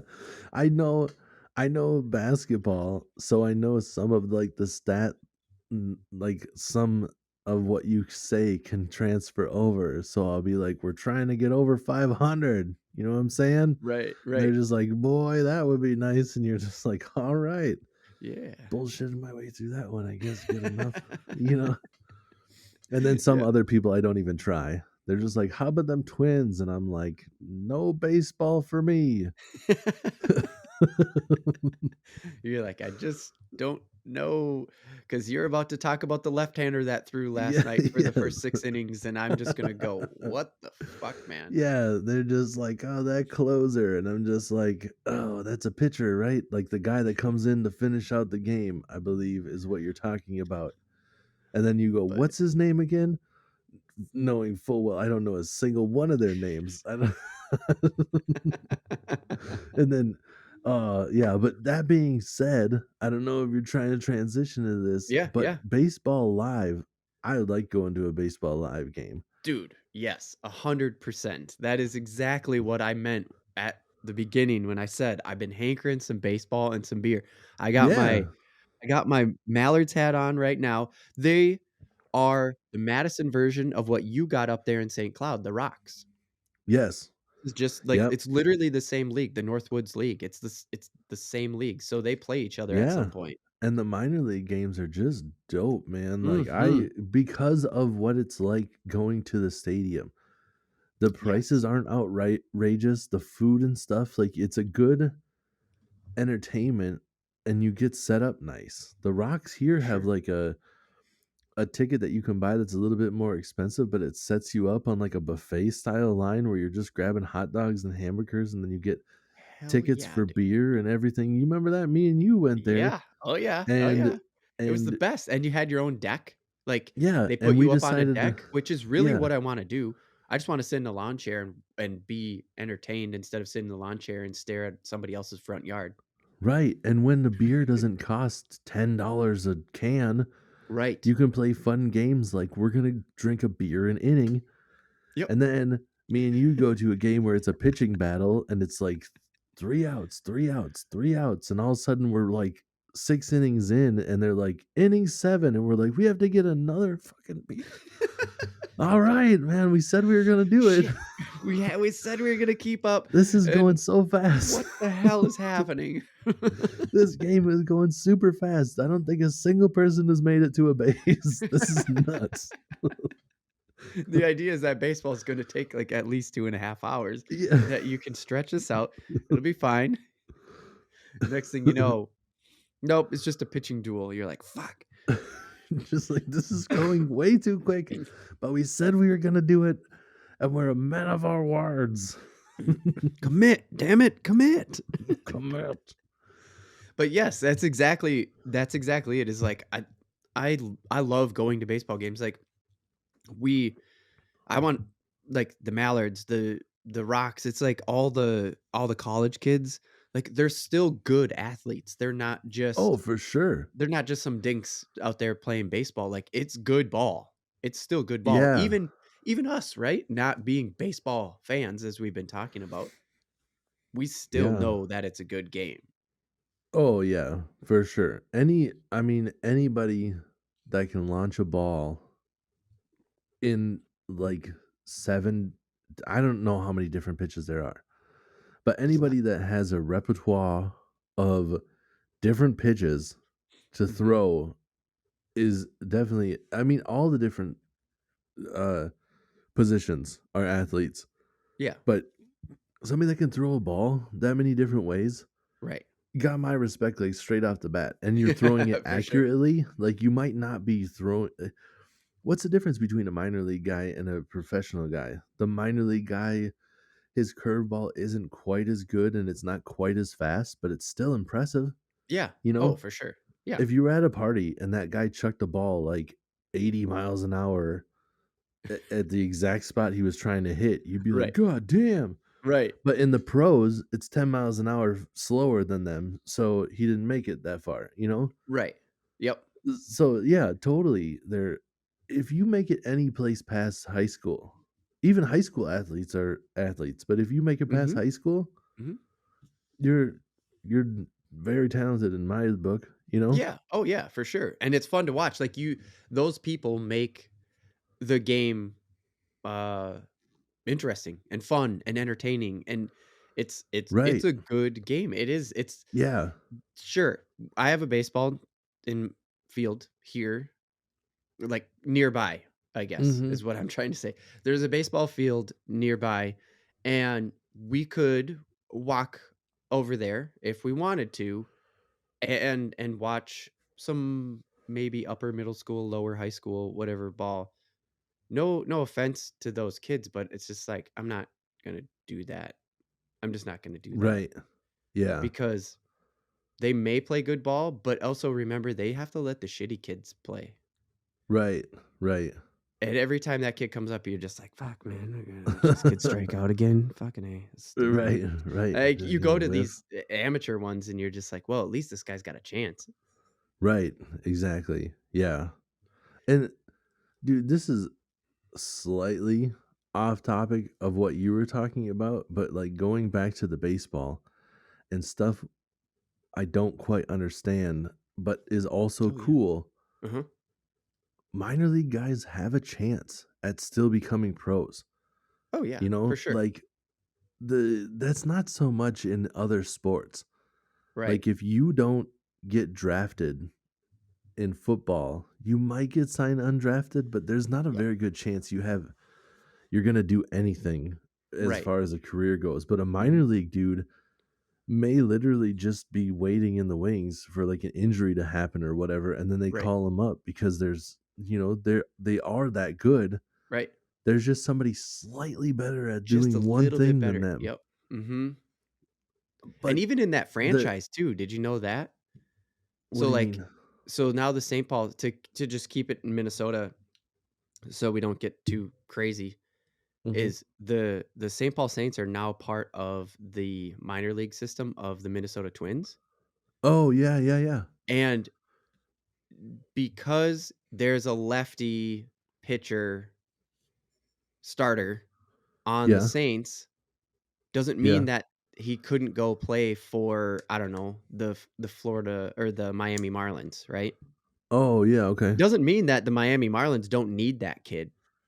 What it Right. means is there's somebody on the Twins that's just better than him currently, and that the Sure. Twins won't let him out of the minor leagues because they Right. know if they need him, they want him, and they're Yeah, just gonna because fight to keep him, and however that that makes works, I don't sense. understand drafts, Yeah, the exactly. contracts. That makes sense where they're like, he's better than your guy, but not quite as good as the guy we have starting now. Right. That totally makes sense, and they have some sort of a weird contract. But baseball, that's the part that I was actually getting to, Mhm, is how confusing some of it is that I don't understand. Like every year mhm, there's the baseball draft or whatever, mhm. and then they'll like draft a quarterback that has no interest in playing baseball that you know is going to go play football, but they draft the quarterback and you're like, Oh, yeah. "What? You've Why? mentioned this Huh?" before, and I'm like, "What the fuck are you talking about, dude? I've never heard of this before." Yeah, like I know It's so like weird. Russell Wilson, quarterback for the Seattle Seahawks who was traded this last year to the Denver Broncos, Okay. has never played baseball, never went to any of the teams and stuff, and he was drafted. Like when you look at his accolades, that's one of the things where they were like, he was What? drafted to this baseball team, How does that and you're even like, work? what the? I don't understand. And they're like, yeah, we used our draft pick to take Russell Wilson, and you're like, I don't get Oh, it. And so you like wasted your draft pick. I don't know. I don't get it at all. If somebody I else don't get knows it. about it and they are listening and they want to let us know, Yeah. in the comments and stuff of anything that you're hearing this on, Yeah. feel free because I do not understand. And I also don't care enough to Google it. Right, I yes, just, that's exactly I, it. I wanna be part of the conversation. I don't wanna be right. the, like, one-way street that Google is because Yes. I don't get it. I wanna have a conversation with somebody who does get it. Yes. Exactly. It's like going to the game. I would like to Right. talk to somebody who knows about Mhm. it, but I don't wanna just research it on my own. I don't care enough to just figure out these facts. Y right. I Yep. don't need to have this knowledge when somebody comes at me asking about it Yeah. because it doesn't, I'm fine with being the guy that's like, I don't know, tell me more, you know? Yeah, yeah, yep. I Yeah. 100% agree, and it's just like with the live baseball, it's like, right how you just kicked us right into it. I want to go to live baseball. I wanna go to live baseball. I wanna drink beer. I wanna sit outside. That's what I wanna Yes. do. I do Yes. not wanna sit inside on a rainy day and watch the Twins play in Miami by myself. Don't Right. care. Yeah. I don't even want to listen to it on the radio, even though that's one avenue where I could stomach it. Yeah. Like Yep. if I'm not watching it live, if I'm doing something Mhm. and it's just playing in the background, Mhm. and then but it's just for me, it's so goddamn slow. Yep. I don't. There's no other way to say it. When Yep. I'm watching baseball, even the announcers on the radio, it's the top of the fifth, 2 balls, 1 strike. He's up, throws a 90-mile-an-hour slider. I don't know. Does a slider ever go 90? I don't know. I don't think so. That might sound Maybe stupid. Randy did, Yeah. but anyways, doesn't matter. Throws it fast. He's just like a swing and a miss. 2 strikes, 2 balls. You I'm know? gonna laugh over this whole thing so that way you don't get recruited to do baseball for somebody, and you're like, "I don't know, man, I can't do the podcast anymore. They took our recording night." Yeah. Because that's also the other thing too, is, like, obviously the amateur baseball that we started talking about with the Northwoods League and stuff like that, they're Yeah. not, um, doing this crazy thing, but come on. It's like 128 games a season or something like that. 100 uh, come on. Come on.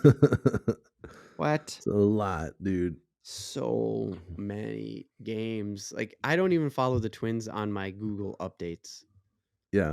Like, I got the Wolves on there now because you got me into them after you got me more into it once you said, "Hey, they're in the playoffs again finally," you know? I was like, "Okay, Sure. I'll add them to my Google feed." Got the Wild on there. Yep. I took the Twins off because it was, like, every day, and sometimes, dude, doubleheader, sometimes twice a day. Right. Yeah, you're just like, "What happened? Huh?" What the fuck? Didn't the Twins just play at noon? Oh, yeah, a Yeah. doubleheader, 7:30 game tonight too. You're like, "Jesus Christ." Yeah. Guess what? Hey, how do you tell somebody that their sport isn't that hard physically? You have 2 games in the same day. You just have 2 games in the same day. And you're just like, "Oh," and nobody Okay. argues it. It's just No, like, "Baseball players play hard." Just like, not they really. train hard. They Yeah, train hard. They the train like out every athlete. yeah. They're athletic, most of them. Some of Yes. them buy their way out of that with, like, large contracts and a heavy bat. Yes, exactly. The DHs, I know that. Yeah, there you go. Yep. The designated hitters, as long as you are accurate at hitting a ball and you could smash that fucker over the fence, hey, you got a I career. don't care what your workout regimen is. Right. Yeah. The pitchers, that's a different story, Oh, like, I think there is some Jesus, stuff into the completely. double headers where they're like because those guys are chucking it, so many Oh, well, they don't times even in a pitch a full game. game. Like, it's like rare, hardly ever does anybody throw a full game. It's like Right. it just doesn't happen. No, and that's why the no hitters are such a big deal. When it's a collective no Right. hitter, it's a feat. But when Yep. it's one person that throws a no hitter, that's Yep. remarkable because Right. of how many goddamn pitches that guy had to throw and not get a hit. Right. And also think about that too, is like it's a no hitter. That didn't mean he threw, whatever 3 times 3 times 9 is. No, no, no. Foul Right. balls. Yeah, balls Like, don't affect your hit. Yeah. yep, yep. Don't forget about the ones that were outside. Yep, that weren't in the Mhm. strike zone. Yep. Don't forget about the ones that like hit and the third baseman was like, "I bet you that goes foul. Bet you goes foul." Yep, goes foul. Yep. The catches, Yeah. the plays that were thrown out at first, like you never Right. have a number. There's no exact number to that. This how many throws there is. It's Right, just exactly. nobody got on base. Like, shit. Right. Yep. Yeah, It's it's crazy. it's something else, man. So this is something I wanted to ask you. This is from the beginning, so we'll get away from like a little bit of the live stuff now that we were already that like really wanted to start this, and I wanted to ask you actually. Is like you said you played Pee Wee, but like I don't think I've ever asked you how much did you play because I played all the way up until high school. Okay. Yeah, no, not for me, man. I played shit. It wasn't long, man. It had to have been like 4th or 5th grade. Which is And just the like American obligation. It feels like suburban white America just plays baseball no matter what. It's yeah, the dude, way and I yeah. feel it is. And I remember like it was like summer practice and stuff and you would go there and I never really even liked baseball. Like Mm, mhm. we would just go there and then we'd be doing the stuff and practicing, and I'd just be like, I don't like anything about this sport. Like, I'm just not into this. And then one day, they started doing like fast pitch stuff. Mhm. And one of the kids got beamed in the face and it split his lip open. They had to like take him to the hospital and he had to get stitches right away. Mhm. And that was it for me. I was like, I'm out. I'm like, I don't care about this sport. I don't want to get hit in the face, dude. This like no. And because it was right away, it was like if it was an accurate pitcher and I didn't have to worry about this stuff Mhm. and I could try to hit the ball, I'm fine with it. Mhm. But you have people throwing the ball at me that are the same age as I am, and I know I'm not that accurate. I'm not trying to get hit in the face. I was just like, I'm out. I'm done. Right, I right. I knew That from a was it. young age, like these kids can't throw that well. I'm not standing in front of this fucking thing. Oh my god. One year in middle school, we won the whole, summer league thing. Oh, We got first nice. place. Nice. I was my contribution was I was short and I just watched all the pitch. I was short and I was fast. So I could watch the pitches, I could get walked, and then I could steal second. That was my contribution to the team. Nice. There was this kid, dude. He felt like, he felt like he was 6'3". He was like the Randy Johnson of the league. And I mean that Okay. like seriously. He was Yeah, like I the get it. Randy Johnson of the little league. I bet. I was so fucking glad he was on my team. Right? Right. You're just like, yes, So glad dude. he was on my We're team. I making never it to had to bat home. against that kid. Yeah, that's the dude. He's got a heater, dude. It's not Oh yeah. super accurate, but he could throw it fast. Yeah. He was good. I I don't bet think he he ever was. hit anybody, but like he was good. And that was I was just like, I'm glad I never have to throw again or ever have to try to hit against this kid. Right. Yeah, and ours happened at practice, dude. It was, that Oh was like, shit. well, that was like before there was even games and stuff. Like I was out pretty quick. It was like they're trying to figure out who's the best pitcher, and then they're just like, and you go up and try to hit the ball when he throws it. And I'm like, we Uh-huh. don't even know if he's good. I'm not, no, dude. I'm done. I'm Just out. experimenting on you guys. Yeah, just experimenting. Like, go see if you can hit whatever he's throwing. And just like, he's chucking it right at my face. I can't hit that. I'm done.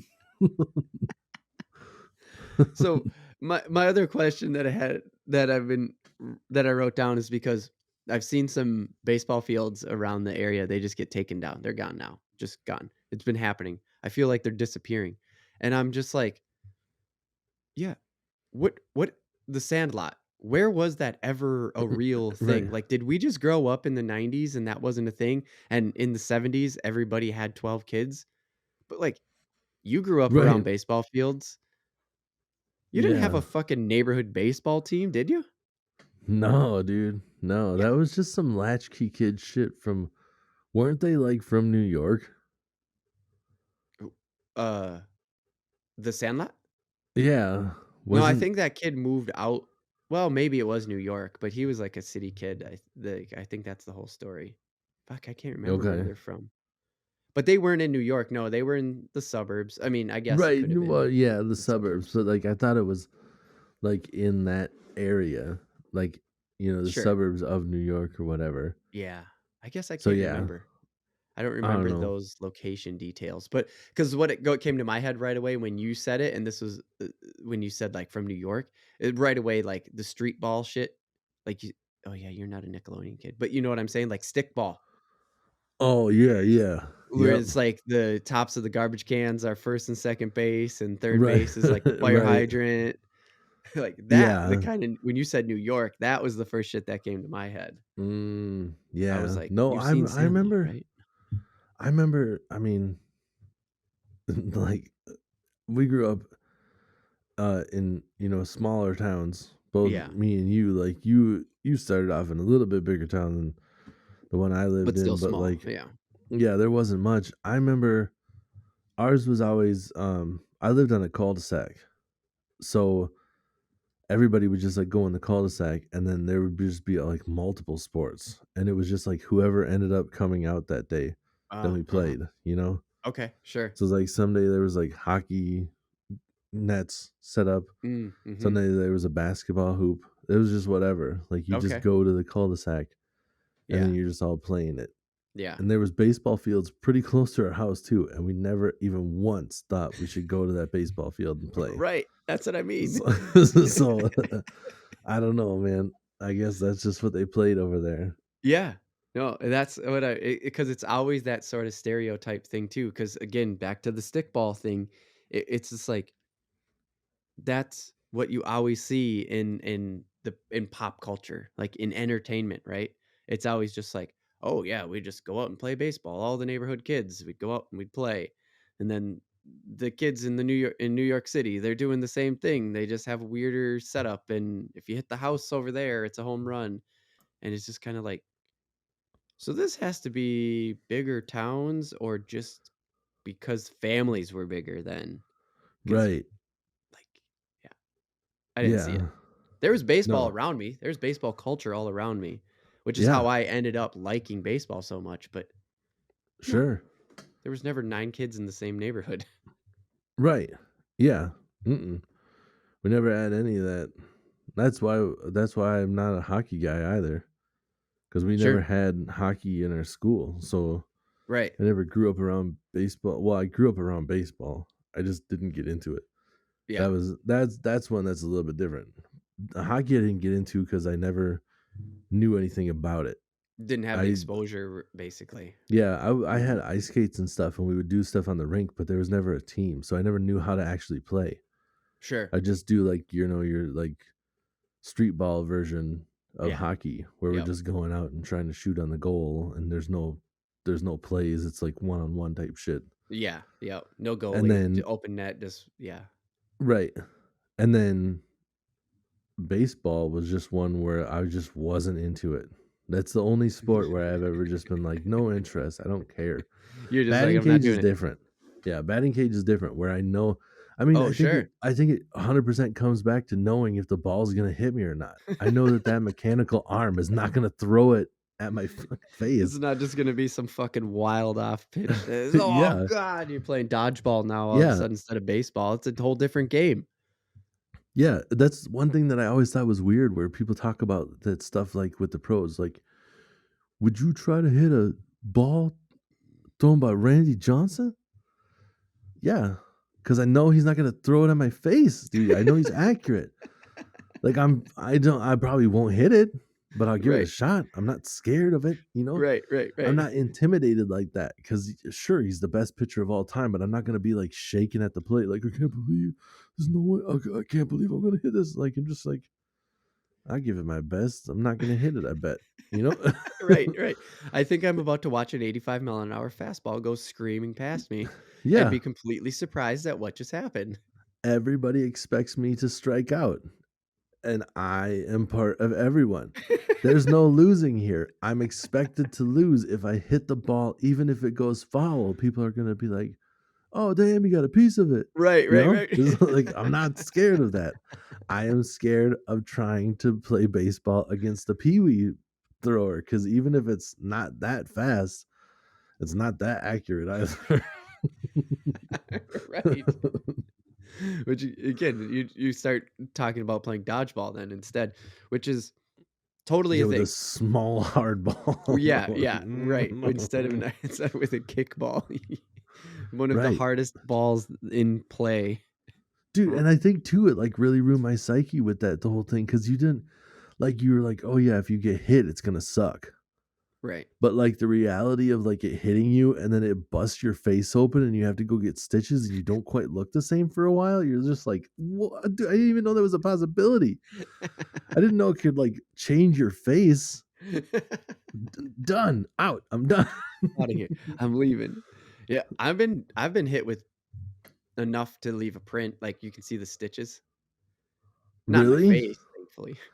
Right. Yeah. No, most places I think you'd be okay with it. You know, Yeah. like it'd suck, but you're not gonna have to go to the doctor because you got split open. But yeah. Right, right, right, right. Uh, Yeah. I played a lot of shortstop because I had a pretty good arm on me, and you need to be oh able to make yeah. those quick decisions and I know that about you. I remember that. yeah. So I took a lot of heaters there, and it was you can you fucking have stitches, just not stitches from getting hit in the fucking lip, but Right. stitches from the imprint of the ball. That's what I Yeah, meant. the stitches of the ball, you can see, like, it's very obvious that you got hit by a baseball. Yeah, Just like, yeah, I because can see nothing it. else does that, right? Right. It's a very distinct, like, pattern, I guess is the right word. Oh, yeah. Yeah, like, that's one thing, like, I've always been, um, on the, like, artistic side, Mhm. and I have drawn many a baseball. I know Yeah, exactly what they look like and how to draw them, yeah. but I've never wanted to play. For some reason, I'm just like, "I will draw them," That and that's that actually was something that I thought of when I brought up this topic, was how you won that one in college. You won that contest in college. Oh, yeah. We started Yep. I remember I was sketching mine out, and I looked over and I was like, "What are you doing?" And you just kinda turned, you're like, "Hey, this is this, and this is gonna be that." And I'm like, "My idea is really similar. I'm gonna stop my idea because yours is better." And the version that came out was so fucking sick. I just knew right away. I was like, "Dude, there's no way anybody's beating that." And because it was a softball, like, was it softball trebuchet contest? Yes. Yeah. And Yep. yeah, your design was sick. Yeah. Yeah, thanks, man. I I definitely, like, for some reason, it hit me right away to do it differently because 'cause I've drawn so many baseballs, and I was like, "This is gonna be a baseball, and the baseball's gonna have a face, and it's gonna be, like, screaming as it goes flying through the air, Yeah. and then you'll have the trebuchet in the background." Yeah. And, like, you had a similar idea, Yep. but it it was a really cool idea, but I don't think anybody else had a shot because I'm the only person Yeah. that didn't just put a trebuchet.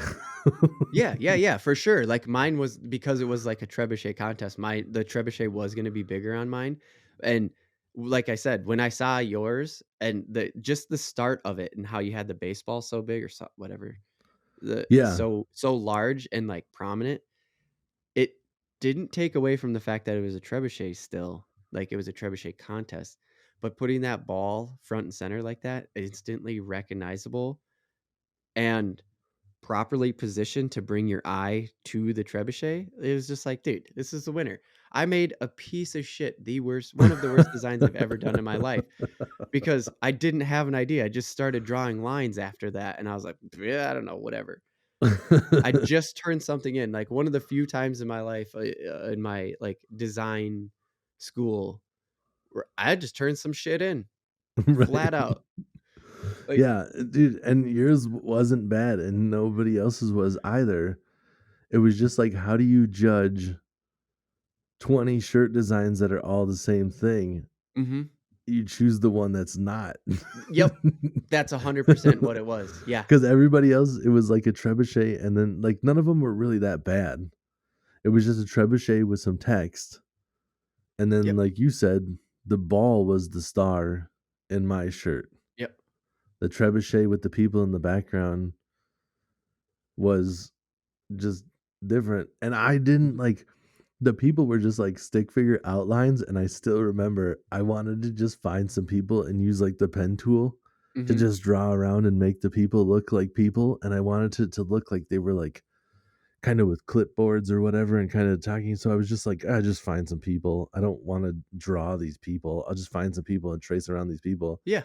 And I Yep. found some people holding a giant remote control for, like, a remote control airplane, Yeah? and I'm just like, "Their remote control is now a clipboard," and then that's what it was. So, the people in the background Fuck were, yeah, like, dude. some random people flying a big Flying a remote giant, like, control airplane. yes.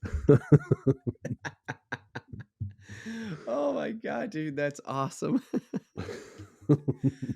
Oh, so so that's the way that I make a transition always. I just go, "Okay, so I'm gonna work on that." You give me feedback in the comments. Uh, Stickball. I wanna go back to stickball quick because I never Yeah. played stickball, but I want to play stickball. First of all, I don't know what they're hitting. It must be a wiffle ball or something, because to Sure. me, stickball is you take that wooden stick off your mom's broom, right? Yeah. Like, this is talking '60s style. Sure. You take the wooden stick that your mom just got done sweeping the kitchen with, you grab that bitch quick, and you run out into the street, and that's now the bat. I I can't imagine that a child wouldn't be able to break that stupid stick over a hard ass baseball, Right. right? Yeah, dude, I Did would they just make think. the sticks more durable in the '60s?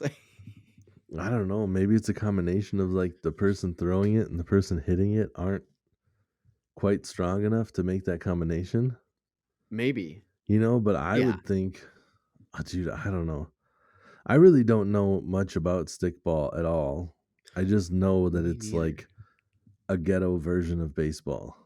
Yeah, and my understanding is that is pretty much what it is. It's like the street Yeah, hockey version of baseball, right. where you have the stick because it's harder to hit, so you can't hit it as far. It makes the pitching duel more realistic because it's hard as fuck to hit the ball.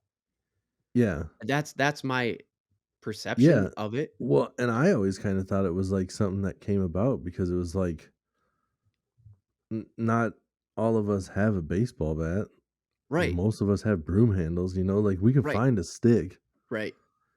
So it was Yep. like and like how you were talking about, like, "Oh, the garbage cans are the bases," or whatever. It's like Mhm. we just make this game out of what we can find. So Right. that's why I always pictured it literally, being like a ghetto version where it's just like Right. we don't have much. Uh-huh. We're making do with what we have. Right. Yeah. So yeah, dude, I don't know. Yeah, so I guess it wasn't about the I wasn't supposed to be about just the fragileness, but yeah, like, our understanding we're good, we established our understanding. Right. It's literally the same thing. I learned about Roberto Clemente, I guess he's one of the best hitters of Oh all yeah. time. You know the I know name. the name. Yeah. Yeah, of course. Um, and he grew up playing stickball, and I was like, "Oh, I wonder, hand-eye coordination." Dude, One of I the bet best that hitters, just swinging at everything, connecting. Like, did playing with that little tiny stick I bet. make him better? I bet it does. I bet it does for sure. Right. It had Cuz to have. you have to get that ball to go anywhere with that little stick, you have to be accurate as hell. Right. Cuz it's not like a baseball bat where you can just kind of connect and it'll go. Like if you hit it too high or too low, it's going straight down or straight up, with that little tiny stick. It's not going to go like it should with a baseball bat. The baseball bat is so much larger Yeah. that if you're not as accurate, you're still going to hit it decent, but with that stick, you're not, you know? Right. Yeah. If you You're just really gonna hit want it it to all go off far, kilter, and that ball's gonna go some yeah. fucking weird direction. Yeah, if you want it to go far, you have to be accurate as hell if you're using a small stick. Right. And since you were more of a basketball kid, Yeah. did was there, like, an equivalent for that? Nah, it was just like I Yeah. mean, like you could use if you didn't have a hoop, like the I think the equivalent is like up to the parents really. Like Yeah? if you don't have a good spot, you just figure out a place to put a hoop, if you Yeah. don't have an actual basketball hoop. But it wasn't really because basketball is a kind of a weird one Okay. where it's like one of the only sports you can really practice well yourself, you know? I Yeah, can yeah, we practice kinda my talked moves, about that driving to the quickly. hole, shooting everything. Mhm. And there's all you need is the ball and you can normally find a hoop someplace Sure. because there's public courts everywhere. Yeah. You can find a baseball diamond, but you can't find somebody to throw pitches to you and hit it, Yeah, like we said, you there's know? baseball diamonds all over the place, and, like, Right. who nobody did that around in our small towns, like, you couldn't find enough people, Right. so you didn't play. Yeah. Yeah, I don't think there's really a version of that. There's like street ball where you can do moves that you would never see on a real life basketball court. Right. Yeah. But it's not quite the same. No, I don't think I mean, you got its origin story is crazy where, they were I don't remember the exact stats, but the way basketball was invented where it first came Okay. out was nuts in Mexico. Like, it's weird, weird Oh, shit, really? dude. Weird stuff. Oh, Yeah, okay. I think I real might know, weird. but we don't yeah, we won't go into that here. We're gonna Right. but, yeah, I guess I was more curious about, like, the accuracy part of it, like, could you become a three-point was there, like, a way to become a good three-point shooter? Because, like, though Clemente was one of the best all-around baseball players of all time, to just focus in on his batting average and say that was because he played stickball, like, he learned to be accurate at swinging a bat because he had Right. a small bat at first. Would there be like, "Oh, yeah, this guy's a three-point shooter because he used to play without a backboard," or something like that? I don't know. Oh, yeah. Like, I don't Probably not. I would say, if anything, maybe it was more like, this dude's got mad handles yeah. because he just dribbled the ball 24/7. He Yeah, didn't have anything going on, so he didn't have a TV, he didn't have video games. He just sit right. in his room dribbling a basketball all day. Uh-huh. Walk to the bus stop with the Right, basketball in his hand, dribbling exactly. the whole time. Yeah, Yeah, yeah, for sure. yep. Yeah. Yeah, that makes a lot of sense. Speaking of video games, though, you made a perfect transition for me because I actually really like video game baseball. I used to play a Yeah, ton on PS1. Uh, okay. I've fallen off lately, but also because they're like simulators now. At some point, I can't remember when, but I think it was $1 million for the first person to throw a no hitter in some of the MLB the shows, the original like MLB the No shows. shit. Yeah. What the hell, dude? That makes me wanna jump on board, no. I think that's what it was. Somebody correct me in the comments, please, if you're watching this Dude, on that's YouTube, and just let me crazy. know if I like drop the link to like the commercials because I remember there being commercials and everything about it because they were such a simulation that they were just completely convinced that this would take forever and that they would make money by selling the game. You know what I'm saying? Yeah, Like, it's this that's if I nuts. tempt people to make $1 million, I'm going to sell 3,000,000 copies when I would normally sell two It million makes copies, and I'm gonna sense, make yeah. that money back. I mean, we just proved it right there. I had no interest until you were like, "You can win money," and then I'm just like, "Give me a copy of that game. I'll try it. I know how to Right, play video games, I'm like, right. I'll give it a shot." Yeah. No, and Dude, I that's love them. crazy. I still play them. I play this really Well, arcadey one. Well, I should say it's not really arcadey because it skirts the line perfect of what I need, yeah. and Okay. that's it feels arcade, but it's simulation enough because I know enough about the game to be like, "Oh, I should bring in the infield on this one because I got a man on first and I got 2 outs," and, like, I kinda get that part of the game enough Okay. to be able to and you can do those little shifts like that, and Yep. then the pitcher is still pretty free in the sense of, like, "Okay, here's a pitcher, they got 5, they got 5 pitches." It's called Super Mega Baseball, Okay. and, dude, I love it. I Sounds think it's arcadey. yeah, exactly, and it plays arcadey in a way, but it also has all those, like enough if you know about the game where you can get it pretty accurate to a Real decent life. baseball game. Yeah, because I mean, as soon as you said, "I know to pull in the infield," or whatever, like, Mhm. the baseball games I've played have been, like, super old school, or the newest ones I've ever played have been the Mario ones. Oh, really? Okay. Yeah, Yeah. because those are dude, all the Mario ones are dope. Like, it Are doesn't they? matter what sport you talk about. Have you played any of them? No, no, and they've been Yeah, coming out on Switch, and I still haven't played them, but good Strikers is shit, coming out, man. and I I hear like really good things about Strikers, so I think I might Yeah, pick that up. I've been impressed with all of them. Mario Tennis, baseball, Wow. golf. They're all fun, and they are kinda, like, more, like, dumbed down versions of all those games, but I think it's funner that way because you have Yeah. 'cause they have their, like, special abilities too, you know? Yeah. So it makes Yep. it's there's something more to it, but Yeah, they there's don't this have extra anything like game that. like, this extra video game level to it that someone like you is looking for. Right. Yeah, yeah, Yeah, where it makes for it not sure. just your normal game, but there's nothing like what you said where it's like, oh, I never even thought about that. Like, oh, bring in the infield because of the Mhm. circumstances. Like, that's not a choice. It's like, Right, use right. your special ability and smash that thing. And Send try to it get a fucking flying, home man. run. Yeah. With Yeah. your base, get the bases loaded, and then bring out Bowser and destroy. Just destroy. You're like, okay, I get that part of the game. Yes. Oh, Tim, we gotta get to a baseball game this year. I think that's what this all came down to. I think that I think so too, man. get into a live baseball game, drinking beers, and just watching some good old baseball. That's in the end, that's the takeaway from this for me. Yep. Dude, just going back to that like money real quick, because I was Oh, thinking yeah. about it and I didn't say it. Like, Uh-huh. could you imagine like that if you see somebody, you like pull up in a vet? And I'm say vet because I'm trying to be like realistic. Like if Right. you win $1 Yeah. million, like that's a car you could buy without going crazy, Right. you know? Yeah. But they're just like, dude, that is a dope ride. How did you get it? No, on the big show. What? I got the EA Sports Big Show. I don't know if that's even who No, it doesn't makes matter. it, I but get it's you. just like, yeah, I pitched a no hitter, first one on that game. Came out in 2019.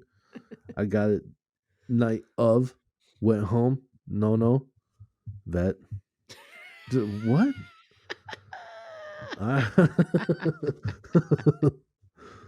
You won Oh my money for god. pitching a no hitter on a video game. Yeah, dude. It's Yeah. 2022, bro. Video games make money now. All right, whatever, dude. Yeah, It's dude. dope. For real. Go to realaf.tv and you can see all of the stuffs, the Twitters and the Facebooks and the Instagrams and all of that fun stuff. Of course, Tim, we got to do this quick stuff at the end here because if I don't, I always feel bad about it. We could just fade out, but then we wouldn't be building the community, which we want to do with you, the listener. If you're on Spotify or if you're on Amazon or if you're on iTunes, we want to bring you all together. Patreon.com/realaft. Remember, real like fish and reel. And you can help the podcast and join a community of people learning and loving fishing and even talking about baseball too. Fuck it. That's right. And on that, I want to talk about the game again because I don't think they do the no hitter anything anymore. I'm pretty sure people figured it out really quick. Like they figured out how to game it. They Oh, thought they probably didn't. it's a video game. That's why I Yeah, was like, and I... because I think that they got it figured out, and they stopped doing that. Now I don't know if that's true